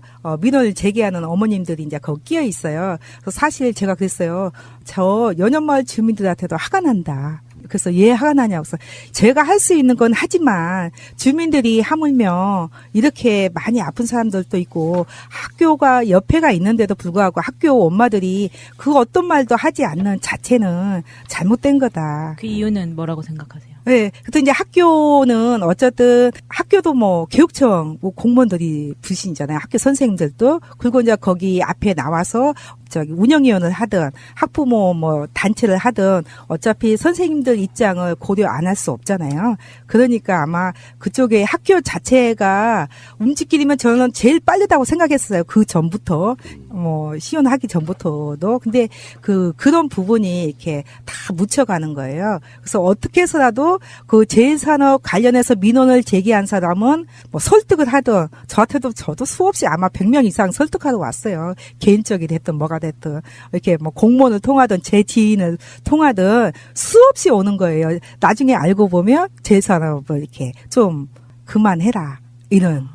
자본의 힘이죠. 어떻게 보면은. 예. 근데 이제 그 엄마들이 그렇게 민원을 제기하길래 제가 그랬어요. 그럼 좀 한번 우리 연현마을에 아프신 분이나 학교의 아이들이 정말 피해를 입고 있는지 안 입고 있는지 좀 엄마들이 좀 한번 보십시오. 예, 이제 그렇게 그 엄마랑 둘이 카톡으로 이제 투닥투닥 한 거죠, 저랑. 그러다가 그분이 정말 내 의견이 맞는지 아마 확인한 것 같아요. 이제 이렇게 동대표나 다른 이제 분들한테. 그러니까 이제 개인적으로 사람들이 문제 있다고 보는데 정말 나서서 해야 되는 그 부분들은 그분들은 이렇게 조용히 있다는 걸 이제 그분이 알게 된 거예요. 그래서 이제 그 비대위를 구성을 해서 그분들이 지금 나와서 이렇게 하는 거예요.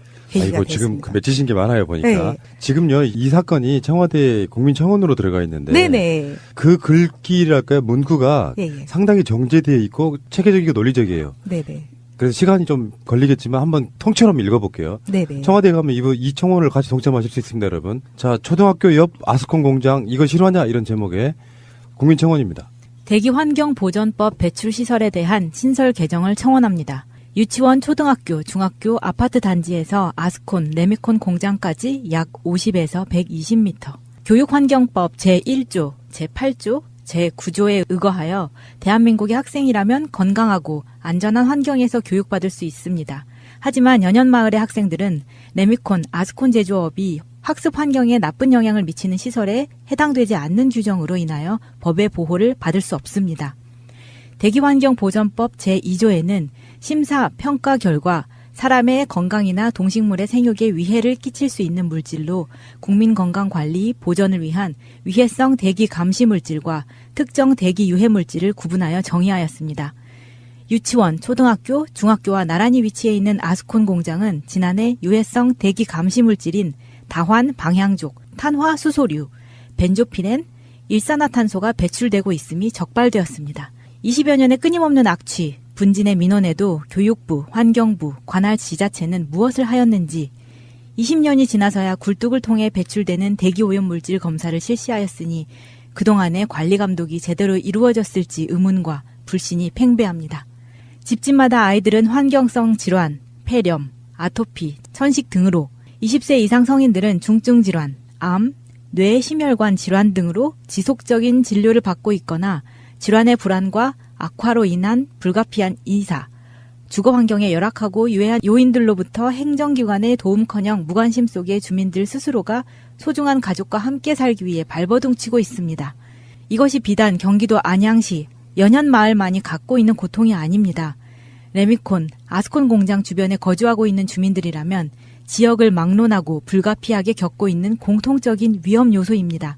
학교, 아파트 창틀과 실내에 유입되어 쌓이는 까만 분진, 비산먼지, 수많은 레미콘, 덤프트럭의 이동으로 인한 배기가스, 소음, 교통체증과 위협, 악취로 인한 두통과 메스꺼움. 초미세먼지의 중국발 황사 유입으로 미세먼지 비상조치 발령이 내려진 어제 오늘의 대한민국이 떠들썩합니다. 레미콘, 아스콘 공장 주변 주민들, 특히 공장 옆에서 교육받고 있는 학생들은 특정한 오늘이 아닌 365일을 분진, 비산먼지, 악취, 발암물질로 인하여 비상조치 발령이 내려진 채 살고 있습니다. 대기환경보전법 제16조 제1항 및 같은 법 시행규칙 제15조 배출 허용기준 별표에 따른 대기오염물질의 배출 허용기준과 배출시설에 대한 신설을 조사, 검토하여 개정을 청원합니다. 예, 좀 긴 글 읽으셨는데요. 역사적 큰 틀에서 보면은 쌓여온 적폐예요. 근데 아직까지 우리 손이 좀 덜 갔던 거죠. 네네. 이런 부분에 있어가지고 우리가 이제 원전 문제, 핵발전소 문제를 많이 다루는 팟캐스트 중에 하나인데 그들은 유출되는 방사능은 없다고 합니다. 그런데 이상하게도 그 주변에는 기형아분들이 많이 태어나죠. 그런 차원으로 생각하면 될 것 같고요. 그래도 핵발전소 원자력 문제는 그 위험도나 심각성을 인식해서 대통령부터가 탈원전 점차적으로 하겠다라고 선언한 거 아니에요? 이런 부분은 더 심각한 걸 수도 있어요. 어떻게 보면. 근데 아직까지 그게 법규도 미비하고. 그러니까 저는 이게 가장 중요한 게 이 지자체의 장 이런 사람들이 갖고 있는 생각의 문제예요. 그런 행정이나 정치를 왜 합니까? 자기 지역에 사는 사람들이 병들어가고 있는데 어떤 로비에 의해서 그쪽 사람들이 그 공장으로 가고 직장을 찾아가고 소수의 사람들 때문에 다른 사람들이 계속 피해를 보고 심지어는 엄청난 질병에 걸리고 살아야 된다는 게 이게 말이 되는 상황인가요? 거기에다가도 보면은 보통 이제 연연 초등학교 교장 선생님이나 또 일반 이제 교사분들 같은 경우는 2년이나 3년 있으면은 전출을 가고 발령이 나잖아요. 그러다 보니까 계속 거기에 대한 문제점에 대해서 심각하게 생각도 하지도 않고 또 거기 업체에서 연연 초등학교에다가 장학금을 줍니다. 이거 진짜 심각하네. 장학금을 주니까 교사나 교장들은 어차피 저기서 상당한 금액을 우리한테 주고 하니까 고맙게 느껴지고 그러다 보니까 학생들보다는 그쪽을 이렇게 좀 생각하는 그런 어처구니 없는 일들이 벌어지고 있거든요. 그 죽음의 돈이잖아요. 어떻게 보면. 그 돈을 줄 것이 아니라 공장을 이전한다든지. 이건 교육부의 문제도 될 것 같고요. 안양시의 문제도 될 것 같고. 여러 가지로 지금 겹쳐져 있는 거죠. 환경 문제도 되는 거고. 사실은 안양만의 문제가 아니라 이 바람이 어디까지 가는지는 우리가 확인을 못했기 때문이지 서울까지도 충분히 올 수 있는 거거든요. 이거는 대한민국 전체의 문제인 것 같아요. 연연 초등학교 같은 경우에는 사실 2017년도에 저보고 지역 운영위원회를 좀 와서 해달라고 이제 그러시더라고요. 그래서 제가 사실 이렇게 그냥 일반 엄마들하고는 친해요. 일반 엄마들이 삼성초등학교에서는 지역 운영위원회를 해주시면서 연연 초등학교에는 지역 운영위원회를 안 해주냐고 저한테 서운하다고 그러시더라고요. 그래서 그럼 좋다. 내가 우리 연연 초등학교에서 그만 운영위원회를 하겠다. 그리고 이제 교장 선생님 또 해달라고 하시더라고요. 그래서 그 학부모 회장님이 부탁을 해서 그래서 만났어요. 사실 만나서 하겠다고 하고 어쨌든 이제 연연 초등학교 운영위원이 늦게 이제 구성이 됐어요. 근데 교감 선생님이 저한테 전화가 왔더라고요. 회의한 날. 그래서 왜 그러시냐고 했더니 안 오셔도 된대요. 그래서 갑자기. 갑자기 그래서 왜 그러시냐고 그랬더니 제3업 공장장이 지역 운영위원을 그대로 하기로 했습니다. 와, 이거는. 그 전에도 그러니까 운영위원을 하고 있었던 거예요. 그러면서 이제 이렇게 학교하고 소통을 하고 있었던 거예요. 장학금도 주고 기부금도 내놓고 그런 식으로 이렇게 한 거예요. 그러니까 제가 오는 게 두려운 거예요. 그래서 제3업에 그분이 오기 때문에 안 오셔도 된다. 그런 사람들의 특징은 정말 본인이 직접 당하거나 가족 중에 없으면은 계속 그런 식으로 이기적인 생각과 행동을 하는 거잖아요. 그런데 지금까지 나타난 그 연연마을로 이사를 오고 나서 주로 나타나는 연령대는 30대의 젊은 엄마들한테서 지금 나타나는 질병들이잖아요. 나오는 질병들이 보면은 다발성 유방 종양, 갑상선, 그 다음에 자궁 난소 적출, 백혈구 수치 감소, 결막염, 자궁 변형, 너무 여성 질환에 너무 직격탄인 거예요. 그런데 본인들이 직접 겪지 않으면 계속 그런 식으로 하는 거잖아요. 네네. 이런 부분이 너무 열받아요. 근데 사실은 지금 나타나는 게 엄마들한테만 나타나서 그렇다고 하지만 사실 아이들한테 더 치명적인 거고 학교 선생님들 중에 이 나이 또래 없을 수도 없는 거고 자기들도 충분히 걸릴 수 있는 건데 이건 너무 어떻게? 그러니까 저는 이런 표현을 하고 싶어요. 국민을 개 돼지로 보는 거예요. 돈만 벌 수 있다면 왜 우리가 방사능 이야기할 때도 그러거든요. 가장 위험한 게 어린아이들하고 젊은 엄마들. 이게 다 연결이 돼 있는 부분이거든요. 이게 문제가 생긴다고 하면 이 정도까지 왔으면은 다른 건 몰라도 환경부나 교육부를 먼저 탓하고 싶진 않아요. 안양시에서 이거 벗고 나서서 해야 되는데 알고 보면 유착관계가 의심되잖아요. 이건 좀 심각하다고 느껴지고 그러면서 힘없는 국민들이 아무리 소리 질러봐야 못 들은 척하고 초등학교에는 면피하려고 돈 좀 지어주고 이 방식으로 가면 되겠습니까 이게? 지금 그런 식으로 가고 있어요. 그래서 제가 이제 위에서 아무리 떠도 돼도 그게 이렇게 묻히는 거예요. 그러다 오직해야 이렇게 제가 이제 도시건설 맡아서 하고 있거든요. 그러다 보니까 지금 보이는 거예요. 사실 저도 이제 제 손이지만 처음에 사회복지를 전공했기 때문에 보이지 않더라고요. 근데 이제 도시건설 2년 하고 지금 사실 위원장을 맡아서 하다 보니까 도시계획 심의나 그런 곳을 가요. 그 뭐 건축 허가나 인허가 관련해서 이렇게 법을 다루게 돼요. 그러다 보니까 제 산업이 법적으로 문제가 있다는 게 이제 보이는 거예요. 그걸 저한테도 계속 이거 의원님 합법적입니다. 이상 없습니다. 이건 당연히 이렇게 갑니다. 그리고 그렇게만 저한테 계속 말하는 거예요. 그러면 저도 그 말이 저 사실 인정해 주거든요. 집행부 공무원들도. 그러면 그분들 말이 맞다고 생각했어요. 근데 이제 이렇게 그렇지 않다. 지금 그린벨트법에 그 골재나 그런 걸 적지를 못 해요. 거기가 그린벨트로 돼 있거든요. 그런 게 법으로 걸린다는 걸 이제 이렇게 제가 인지하게 되는 거예요. 그래서 이제 현장에 가서 그런 걸 이렇게 말을 해서 부서끼리 이렇게 퉁치는 거죠, 이렇게 부서별로. 저 부서가 안 했기 때문에 안 됩니다. 그리고 또 제가 여기서 한 가지 더 말씀드리고 싶은 건 이제 지금은 행정이 보여요. 근데 부서별로 다 나눠져 있어요. 그 재산업 관련해서 한 부서가 아마 간화를 하면 그나마 좀 빠를 거예요. 근데 걸리지 않는 부서가 없어요. 다 부서가. 그렇죠. 네. 맞아요. 부서가 다 이렇게 나눠져 있어서 한 부서 막으면 한 부서에서는 더 크게 허가 내주고 또 한 부서 막으면 한 부서에서 더 크게 허가 내주고 그래서 이렇게 더 번창하고 할 수밖에 없는 그런 계기가 됐더라고요. 알고 보니까. 피해를 당하는 분들은 네. 마땅히 어디에 제보를 해봐야 모른 척하고 경기도지사, 안양시장 그리고 일반 언론 다 책임이 있다고 생각이 들고요. 지금 네네. 현재 물론 이제 정권이 바뀐 지 얼마 안 됐습니다만 교육부나 환경부도 좀 신경을 좀 써야 되고요. 네네. 이게 공론화 시키기까지가 너무 힘들죠. 네네. 시간도 많이 걸리고. 예, 예. 증거 있어? 요 방식이잖아요. 네네. 지금. 아픈 거. 예, 예. 예. 근데 뻔한 거예요. 사실은 이 공장이 유해물질이 나오는 공장이면 어떻게든지 사람에게 영향을 줘요.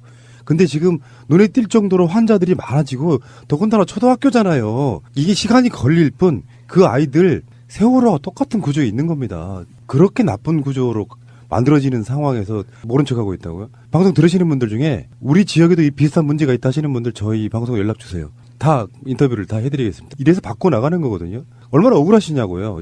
아까 이렇게 인터뷰 초반에 울컥하시는 게 그런 부분 때문이거든요. 혼자 싸우는 느낌. 네. 그런데 제도권에 있으니까 뽑아줬는데 너 뭐하냐 하고 계속 사람들이 힘겹게하지만 사실 바뀔 수 있는 구조가 전혀 아닌 상태잖아요. 예. 앞으로도 고생 더 하셔야겠지만 같이 결합해가지고 우리 동네에도 이런 나쁜 공장 저는 좀 약간 그런 부분에 있어서 소위 빡치는 게 뭐냐면은 아이들을 갖고 그 짓거리들 하고 있다는 게 안양시 공무원부터 다 목 잘라야 됩니다. 8월표 초등학교가 있으면 기준을 공장으로 볼 게 아니라 초등학교를 기준으로 봐야죠. 근데 지금은 사실 지금까지는 저희가 이제 이렇게 말을 하면 의원님 지금 의원님이 말씀은 잘못하고 있습니다. 그래요. 제 앞에서도 혹시 왜 그러십니까? 그러면은 거기 굴러온 돌이 박힌 돌을 뺀대요. 그냥 그게 무슨 말씀인가 했어요. 그랬더니 제 사람은 있던 곳이었고 지금 LG 빌리지는 그 후에 입주를 했기 때문에 굴러온 돌이 박힌 돌을 뺀다. 그래서 제가 하는 말이 그랬어요. 그러면 좋다.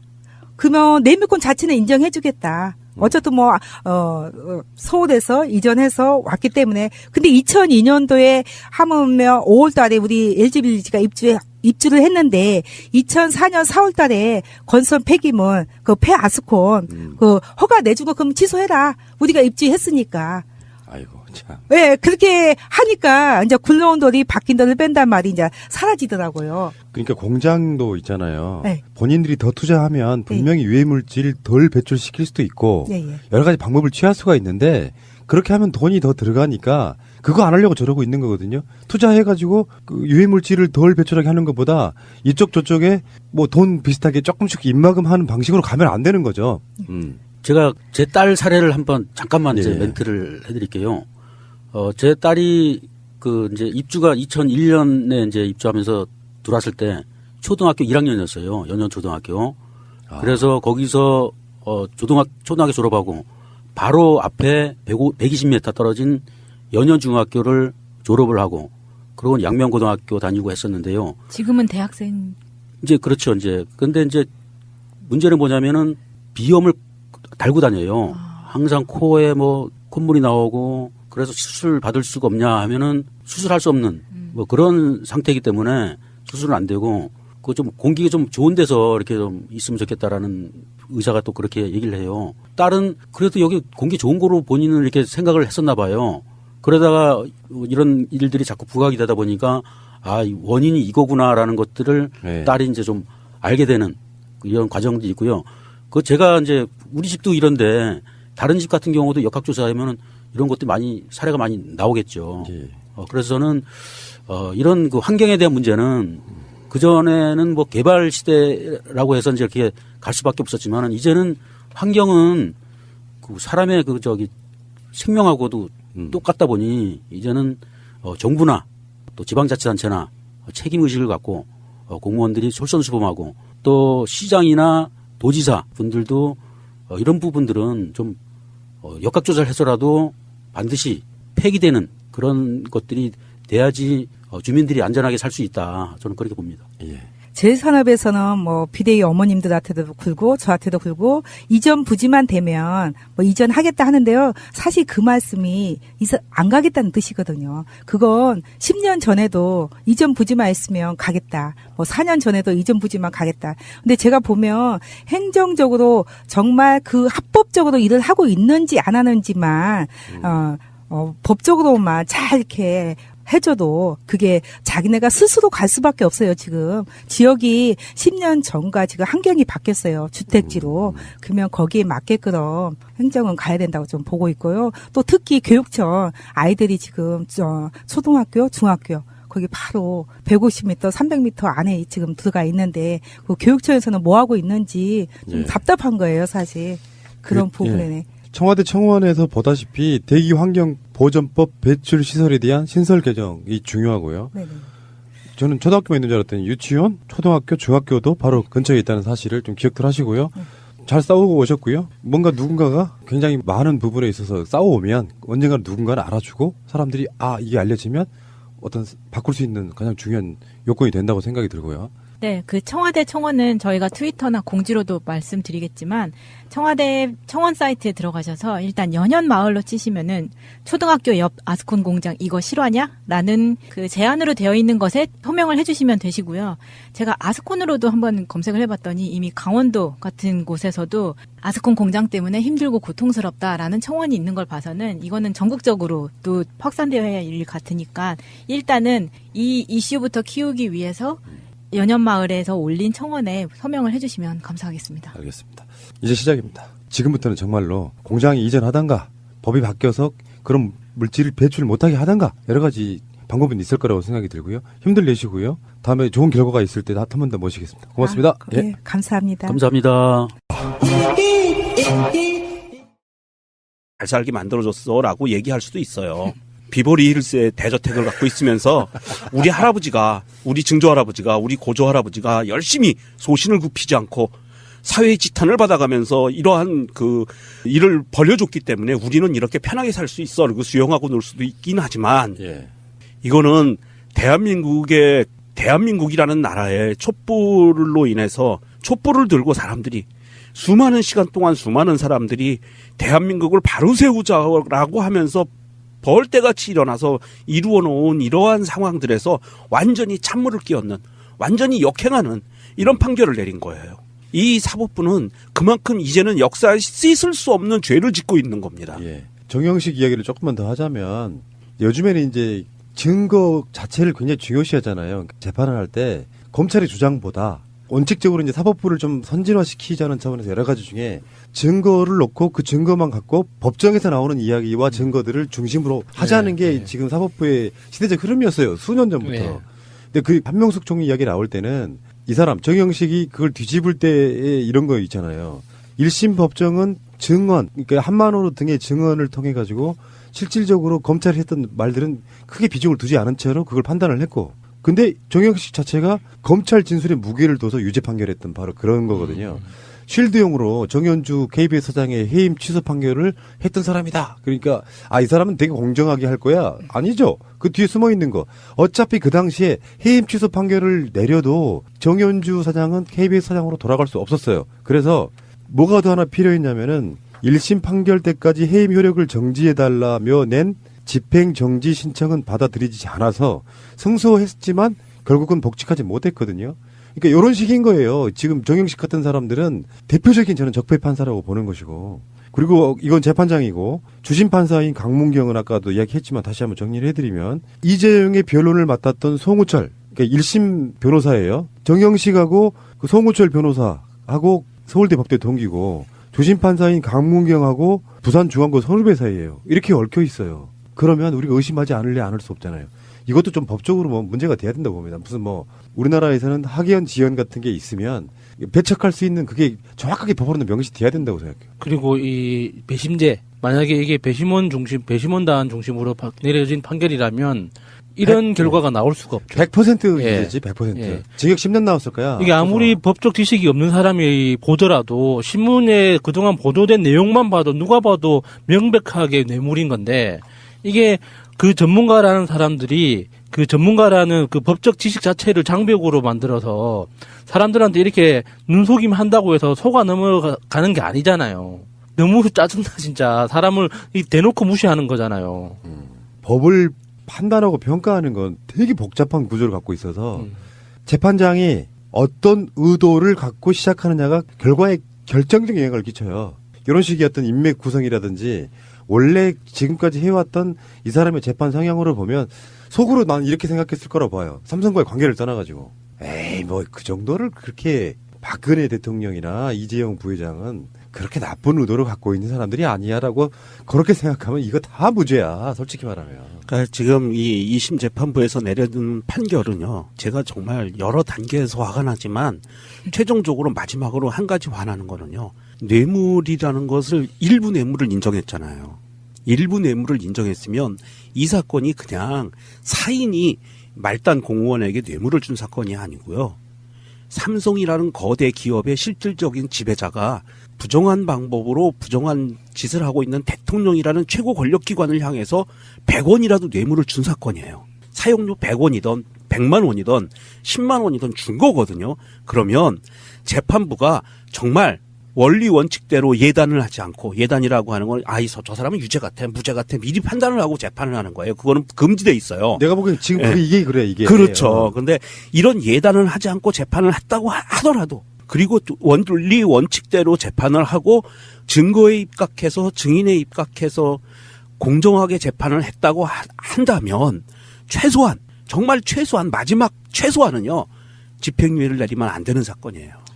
자, 그런데 이제 결정적으로 마지막 한 부분만 더 이야기하고 이 주제는 끝낼게요. 이렇게 결과가 나오면 있잖아요. 예전에 왜 이재용 구속 확정되면 와 하고 반대로 구속이 안 되면 와 하고 했던 뭐 기억들 나시죠? 대표적으로 흔히 말하는 관제 집회 지금까지 해왔던 그분들 입장에서는 희망을 갖게 생긴 거예요. 이제 우리 박근혜 대통령도 곧 석방되겠냐는 희망을 주는 거예요. 그 시그널이 그런 거거든요. 그러니까 정영식 판사가 뭐 정말 불평부당하게 전혀 나는 세상 여론에 신경 안 쓰는 법으로만 판단했다고 할지라도 이 정도 결과가 나오면요, 우리 국민들 입장에서는 이럴려고 우리가 촛불 들었나 하는 소리 나옵니다. 이재용이 이렇게 석방이 돼버리고 나면은 재벌 개혁 못해요, 이제. 특히 이재용 석방될 때 그 표정.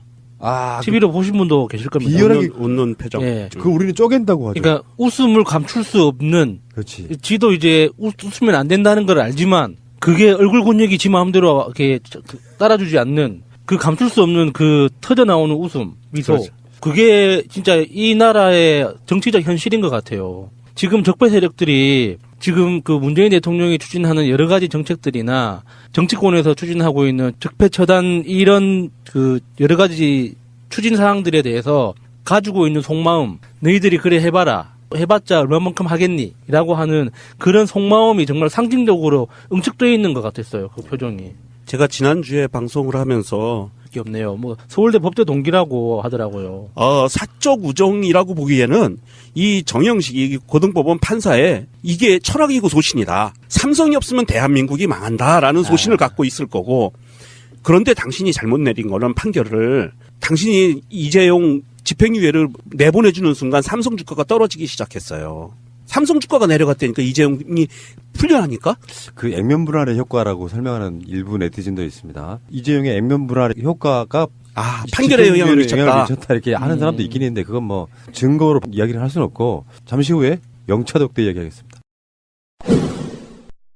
특검 입장에서는 결정적인 한 방으로 빼도 박도 못하게 증거로 내민 것이 영차덕대. 네. 대구 창조경제혁신센터 개소식에서 이재용하고 박근혜가 덕대가 있었다. 그래서 부정한 청탁을 대가로 승마 관련 지원을 하기로 했다. 근데 이때 독대 시간이 5분에 불과해서 검찰이 9월 12일 날 한 차례 더 독대한 것이 있다는, 그게 이제 2014년이에요.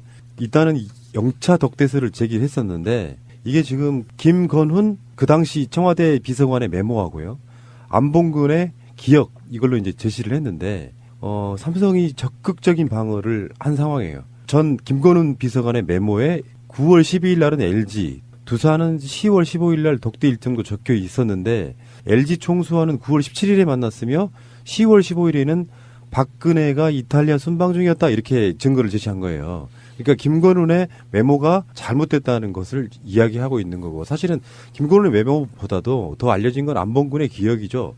네. 근데 이거에 대해서는 이재용이 그랬었죠. 이걸 내가 기억 못하면 침해다, 뭐 이런 식으로 이렇게 반발을 했단 말이죠. 근데 명정님 또 하나실 것 같아요. 이런 부분에 있어가지고 뇌물을 죄를 입증한다는 건 정말 어렵거든. 그러니까 이게 사안마다 특검이나 검찰에서 그 제시했던 공소장에 기입했던 내용들 자체가 한 줄 한 줄에 대해서 사실관계를 증명하는 그 검찰의 의무가 분명히 있지만, 재판부에서 봐야 되는 건 기본적인 상황인 거잖아요. 뇌물죄에서.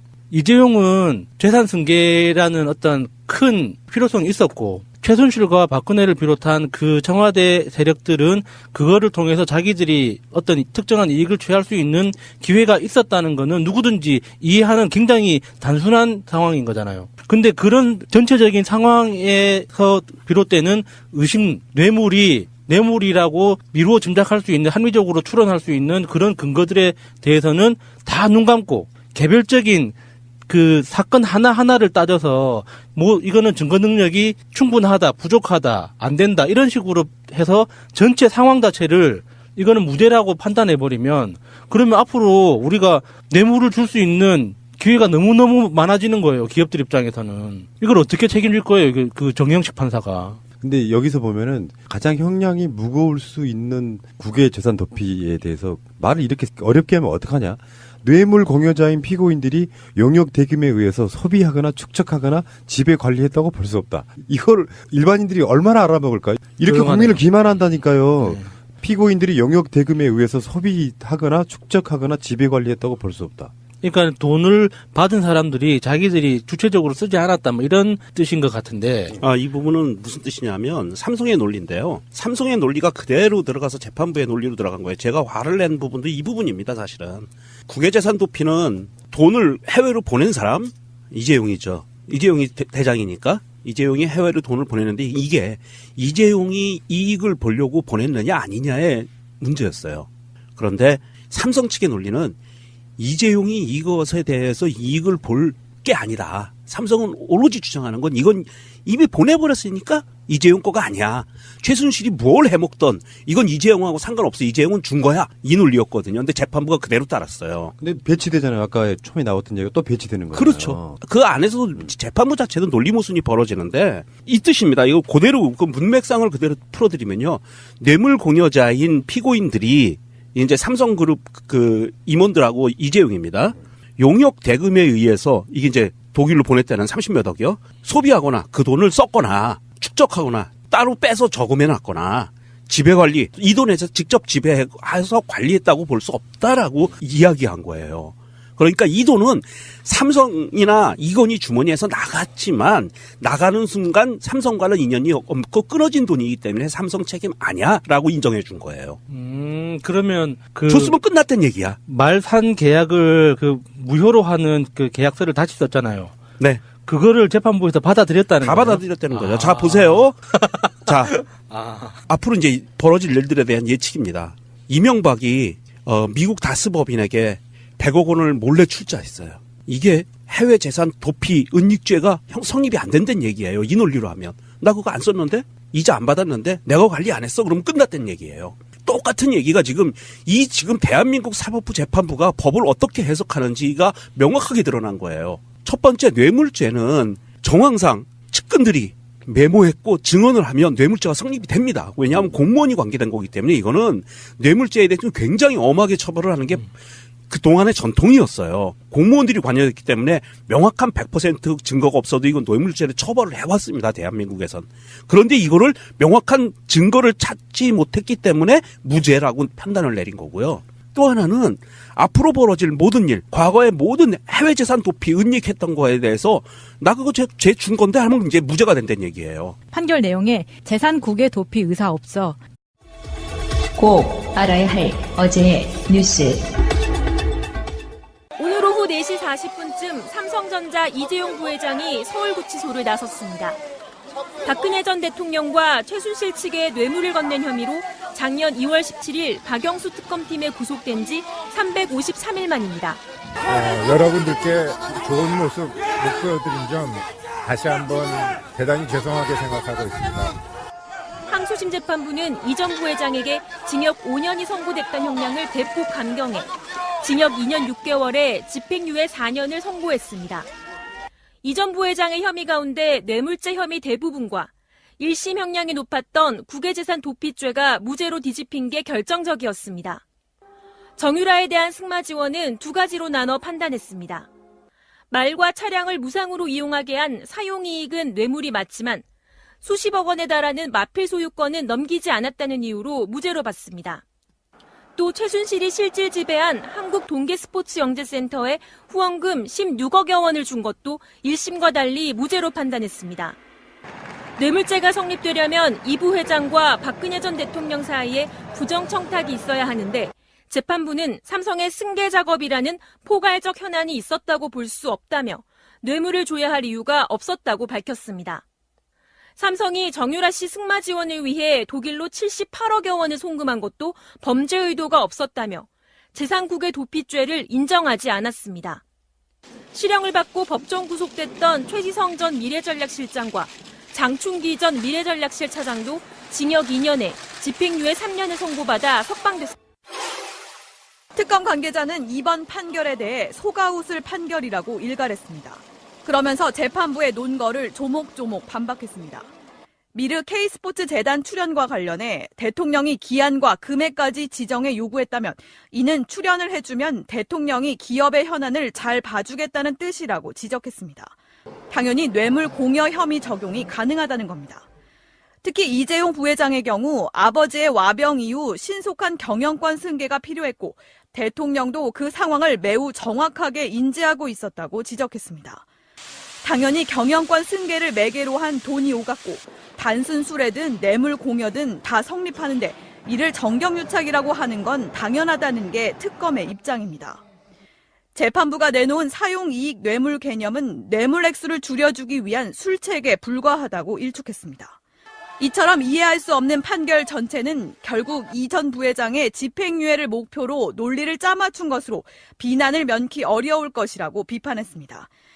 특검 관계자는 또 이번 판결로 정경유착 부패가 죄가 되지 않는다고 판시해 앞으로 동종의 범죄를 부추기게 됐다고 꼬집었습니다. 안미현 검사는 지난해 춘천지검 부임 당시 강원랜드 채용비리 수사를 하는데 상부에 외압이 있었다고 주장했습니다. 지검장이 김수남 당시 검찰총장을 만난 뒤 갑자기 최응집 전 강원랜드 사장을 불구속으로 재판에 넘기라고 지시했다는 겁니다. 부장검사로부터는 청탁자 명단에 있던 권성동 자유한국당 의원 등에 대한 증거를 삭제하라는 지시를 받았다고도 했습니다. 안 검사는 권 의원 외에도 현직 고검장이 수사팀에 압력을 행사한 정황이 있다고 말했습니다. 이에 대해 권 의원은 JTBC와의 통화에서 검찰총장을 포함해 누구에게도 압력을 행사한 적이 없다며 법적 대응을 준비하겠다고 해명했습니다. 방송 중간에 좋아요를 눌러주시면 새날팀들에게 큰 힘이 됩니다. 미리 감사합니다. 세이나. 트위터가 진짜 언론입니다. 자, 또 새로운 한 주가 시작됐습니다. 같은 한 주가 시작됐습니다. 왜 이러세요? 나오신 분들 소개해드릴게요. 같은 한 주가 시작된 유명종님. 열받아서 지금 눈에 핏기가 서 있는 유명종입니다. 바로 앞에 먹이를 둔 굶주린 사자 같은 느낌? 워. 명종님 때문에 쫄아있는 야수입니다. 안녕하세요, 마차입니다. 예. 이 태도 같으면은 우리 마차님이 최순실이고 그리고 야수님이 이재용 같은 느낌이에요.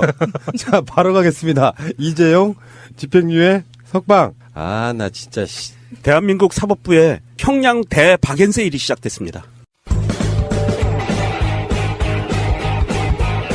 제도로서의 민주주의가 흔들리고 구타는 일은 이제 없습니다. 민주주의가 밥이고 밥이 민주주의가 되어야 합니다. 자, 이게 이재용 박연 세일부터 시작해가지고요. 이재용과 관련돼 있는 삼성그룹 임원들에 대해서도 한꺼번에 박연 세일이 됐고요. 네. 이게 더해지면 어디까지 가냐면 박근혜 최순실까지 박연 세일이 이어집니다. 이게 제일 열받는 게요. 법정 형량이 가장 센 재산 국외도피죄는 전부 무죄. 실제로 승마 지원한 것만 일부 유죄 이렇게 됐거든요. 사실상 다 털어져 버린 거예요. 우리나라 기업인들, 대기업 재벌들 일가족들한테 큰 희망을 안겨준 그런 판결이죠. 그러니까 명종님의 분노가 이해가 되죠. 같은 판결이죠. 예. 판결 전체를 좀 우리 민정수석께서 소개를 좀 해주세요.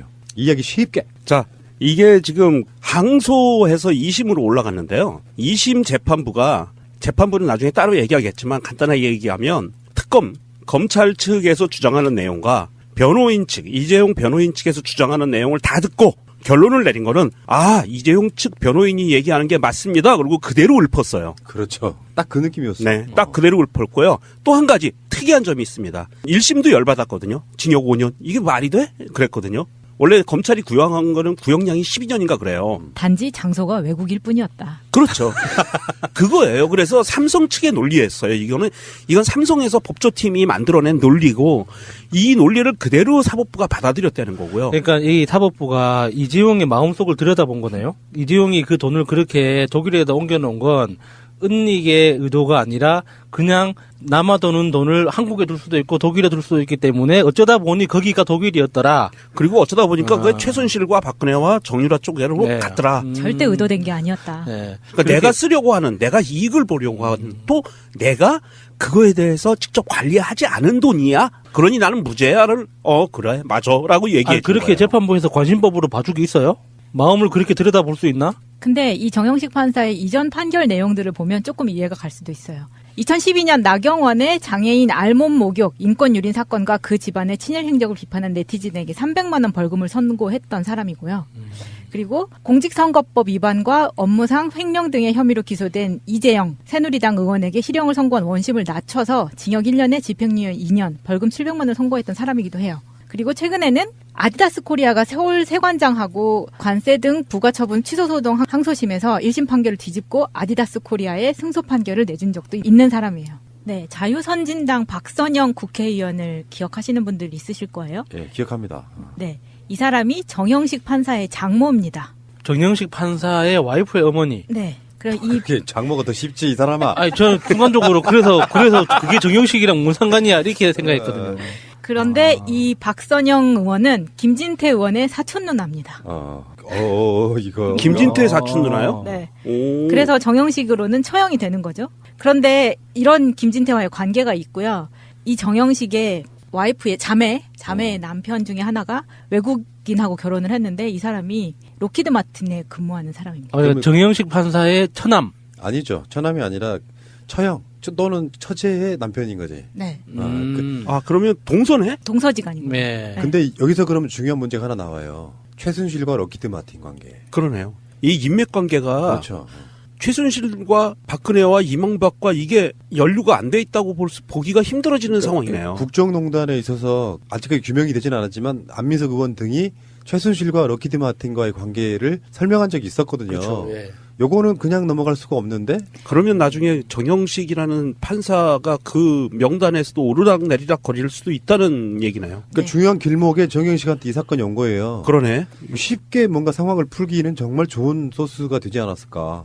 그리고 이 동서지간 중에 또 한 사람이 전 대법관인 민희령 대법관입니다. 대법관이면 범상치는 않은데. 이게 듣다 보니까 무섭네요.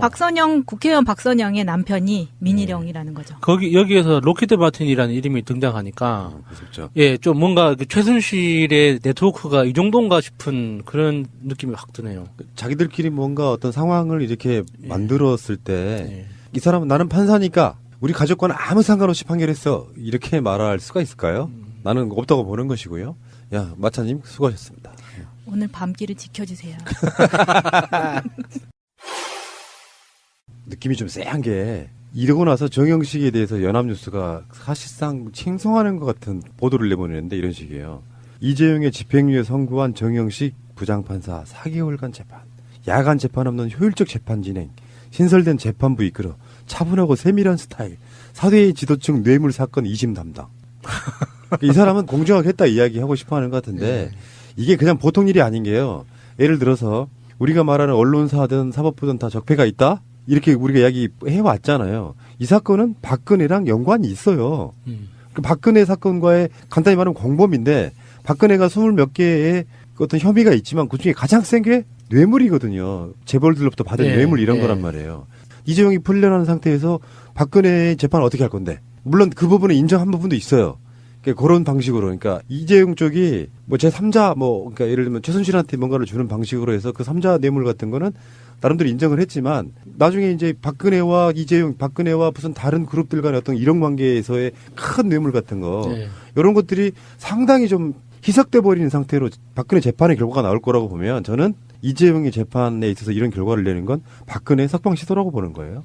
박근혜가 뇌물죄에 관해서는 이재용과 비슷한 2년 정도밖에 안 나올 거예요. 왜냐하면 법리상 그래요. 돈 준 놈이 2년 받았는데 돈 받은 놈이 2년 더 받으면 안 되잖아요. 삐 자체 삐처리했어요, 여러분. 어쨌든 이거는 좀 이번 이재용 2심은 아직 대법원 판결이 남았지만 대한민국 국민들이라면 이해할 수 없는 판결을 내린 거고요. 자, 이게 이재용이라는 사람이 삼성이라는 곳이 법인이 자본주의의 꽃이라고 할 수 있는 기업이잖아요. 상장기업. 주식회사란 말입니다. 그런데 이 주식회사가 과연 우리는 이렇게 봐왔어요. 예전까지 제가 하는 말대로 영리를 추구하는 기업이 과연 이익이 되지 않는 곳에 돈을 썼겠느냐. 이걸 기본으로 보거든요. 기업의 운영에서는. 그래서 기업이 엄한데 돈을 썼으면 이거는 뇌물 아니면 부정축제 뭐 횡령 배임 이쪽으로 봐요. 통상적으로 그렇게 봅니다. 그런데 이번에 삼성이 이재용이 박근혜 최순실 정유라한테 쓴 돈들은 횡령도 배임도 뇌물도 아니고 이거는 독립운동 자금을 기부한 거하고 똑같은 효과를 내버린 거예요. 재판부는 그렇게 봤다는 얘기입니다. 물론 앞으로 먼 훗날에 정모 씨라고 하는 사람 미국에서 살면서 우리 뭐 옛날 조상이 우리를 이렇게 그런데 1심에서 5년을 내렸어요. 이거 굉장히 이거 짜게 내려준 거예요. 1심도 열을 받았는데 2심에 와서 형량이 2년의 집행유예예요. 집행유예 4년. 그 의미가 없어요. 몇 년인지는. 징역 2년형의 집행유예를 내렸다는 거는요. 징역 2년형은요. 이재용이 갖다 바친 뇌물의 액수가 1억 원이 안 된다는 얘기예요. 그러네. 몇 천만 원을 줬다는 얘기예요. 대기업 삼성그룹이 대통령한테 몇 천만 원 뇌물 줘서 그걸로 걸린 거예요. 결론은 이렇게 된 거예요. 근데 이게 예상이 됐어요. 징역 5년을 1심에 선고한 이유가 대개의 사람들이 법 전문가들이 집행유예로 꺼내주려고라는 그렇게 인식을 했었단 말이에요. 뭐 징역 뭐 7년, 뭐 징역 10년 이렇게 나왔으면 그렇게 못 나오거든. 그러니까 전체적인 큰 맥락에서 보면 삼성의 이재용은 나 박근혜한테 권력으로 억압당한 피해자야 이런 느낌이 없지 않아 있어요. 그 전략으로 쭉 갔고 쌍방 뇌물죄 한쪽에서는 뇌물을 주고 뭔가 대가를 얻고 한쪽에서는 뇌물을 받고 뭔가 특혜를 주고 뭐 이런 방식으로 가려고 하는 뭐 그런 구조가 전혀 없는 건 사실 아니지만 삼성이 박근혜 정권에게 잘 보이지 않는다고 해서 기업이 망할 정도라고 생각하진 않아요. 지금 제가 봤을 때는 삼성과 박근혜 같은 정부의 위치는 동등하다고 봅니다. 서로 간에 주거니 받거니한 뇌물을 통해서 서로가 윈윈하는 뭐 윈윈이라는 표현이 적당할지 모르겠지만 그런 느낌도 있고 그렇긴 하지만 이재용이 이런 식으로 이렇게 감경을 받게 되면 한쪽에 박근혜 쪽 전략은 또 어떻게 될 것이냐 이런 부분에서 봤을 때 결론적으로 공범관계인 경우 근데 재판부는 이것을 그냥 일방적으로 박근혜한테 당한 피해자 이렇게 몰고 갈 수는 있지만 박근혜 재판도 그대로 남아있는 거거든요. 그렇게 되면 박근혜 쪽도 이재용 재판에 영향을 받을 수밖에 없는데 많은 언론들이 이게 박근혜 쪽이 더 어려워졌다 이렇게 표현할 수도 있는데요. 저는 그렇게 생각하지 않고요. 재판부가 다르기 때문에 박근혜에게 더 유리한 판결이 나올 수도 있는 저는 그런 상황이라고 봅니다. 1심과 2심이 뒤집히는 거 보면요. 사법부라고 하는 것도 보는 시각이나 어떤 관점에 따라서는 완전히 똑같은 사안을 다르게 해석하고 있잖아요.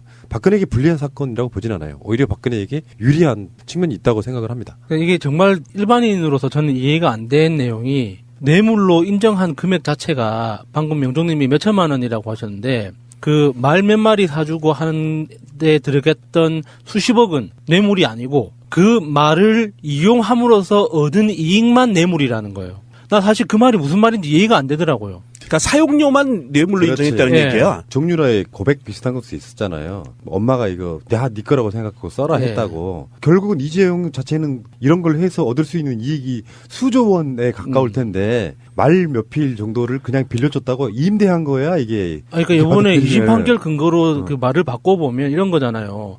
내가 뭐 공직자라고 치고 내가 누군가한테 100억 원을 뇌물로 받았어요. 그래서 100억 원을 안 쓰고 냅뒀어. 그래서 그 100억 원으로 인해서 발생하는 이자만 사용했단 말이죠. 그러면 내가 받은 뇌물은 그 이자만 뇌물이라는 뜻인 거예요. 그게 말이 되는 거예요. 그게. 더 쉽게 말씀드릴까요? 자, 삼성 이재용이 이제 앞으로 정모 판사라는 분에게 전용기를 왜 정형식이라고 말을 못해요?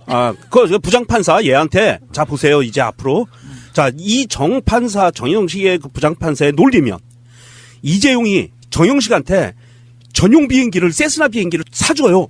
그런데 소유권을 안 줘. 평생 이거 써? 그냥 네. 타고 다녀. 그런데 네. 정형식이 공무상 너무 바빠가지고 제주도 갈 때 한 번 이용했어요. 그러면 사용료 한 1,000만 원. 그러면 이건 집행유예예요. 이렇게 되는 거야. 이 판결의 내용은 핵심은 이겁니다. 이게 말도 안 되는 개짓거리들을 벌이고 있는 거고 이게 지금 대한민국 사법부가 사실은 이번 판결로 인해서 명확하게 본인들의 정체성을 드러낸 거예요. 그렇지. 자, 대한민국 사법부는요. 유일무이하게 아직까지 적폐 세력의 수사를 받지 않은 곳입니다. 검찰까지도 지금 뒤집어져서 난리이지만 사법부는 전혀 손을 안 타고 있어요. 이번 기회에 잘 됐어요. 우리나라 국가적 불행은 저런 분들이 사법고시 합격 못했다는 거예요. 정말 말도 안 되는 건데 이 부분에 대해서 차근차근 좀 돌아보자고요. 뭐 흥분만 하실 것이 아니라 어차피 대법원이 좀 남아 있기도 하고요. 여러 가지 부분에서 이게 이를테면은 욕을 먹더라도 이재용에 대해서는 확실하게 털어주고 간다는 의지가 적용됐다고 보는 거예요. 솔직히 말씀드려서 사법부에 삼성 장학생이 있다는 여러 가지 의혹들은 있잖아요. 이건 뭐 팩트죠, 팩트. 대한민국 사람 누가 없다고 생각하겠습니까? 그러니까 지금 막말로 얘기해서 지금 이재용 판결을 내린 사법부 현재 사법 2심 재판부는요. 삼성 법률지원팀 서초동 지원이라고 얘기하면 될 것 같아요. 삼성 법률지원팀이라고 봐야 될 것 같고요. 왜냐하면 어떻게 변호인이 쓴 변호인의 발언 내용들이 판결 내용에 그대로 반영이 된다는 거는 있을 수가 없어요. 왜냐하면 이 사람이 명백하게 유죄라는 것은 본인들도 알고 있어요. 그래서 유죄 판결을 내렸어요. 유죄 판결을 내렸는데도 불구하고 그 형량이 어마무시하게 말도 안 되게 적어지면서 집행유예로 풀어줬다는 것은 이거는 완전히 사법부의 의견을 그대로 들어줬다는 거고 검찰의 의견은 하나도 안 듣고 생각되는 얘기입니다. 자, 이게 뇌물죄예요. 대한민국에서는요, 아니 인류사에서는요, 뇌물죄라는 거를 입증하기가 제일 힘든 범죄예요. 그래서 뇌물죄는 누가 줬어, 누가 받았어, 정황상 저 사람이 안 받을 수가 없었어 라면 성립이 돼요. 굳이 증거가 필요 없어요. 정영식이가 내린 한명숙 총리가 의자가 뇌물을 받았다고 뇌물죄로 처벌을 했어요. 그때는 그때 당시 보면 검찰의 기소 내용을 100% 받아들였어요. 얘가. 변호인의 논리는 하나도 안 받아들였고요. 이번에는 특검 측의 기소 내용은 하나도 안 받아들였어요. 변호인의 논리만 받아들였어요. 그러면은 변호인과의 어떤 사적 우정을 의심을 해볼 수밖에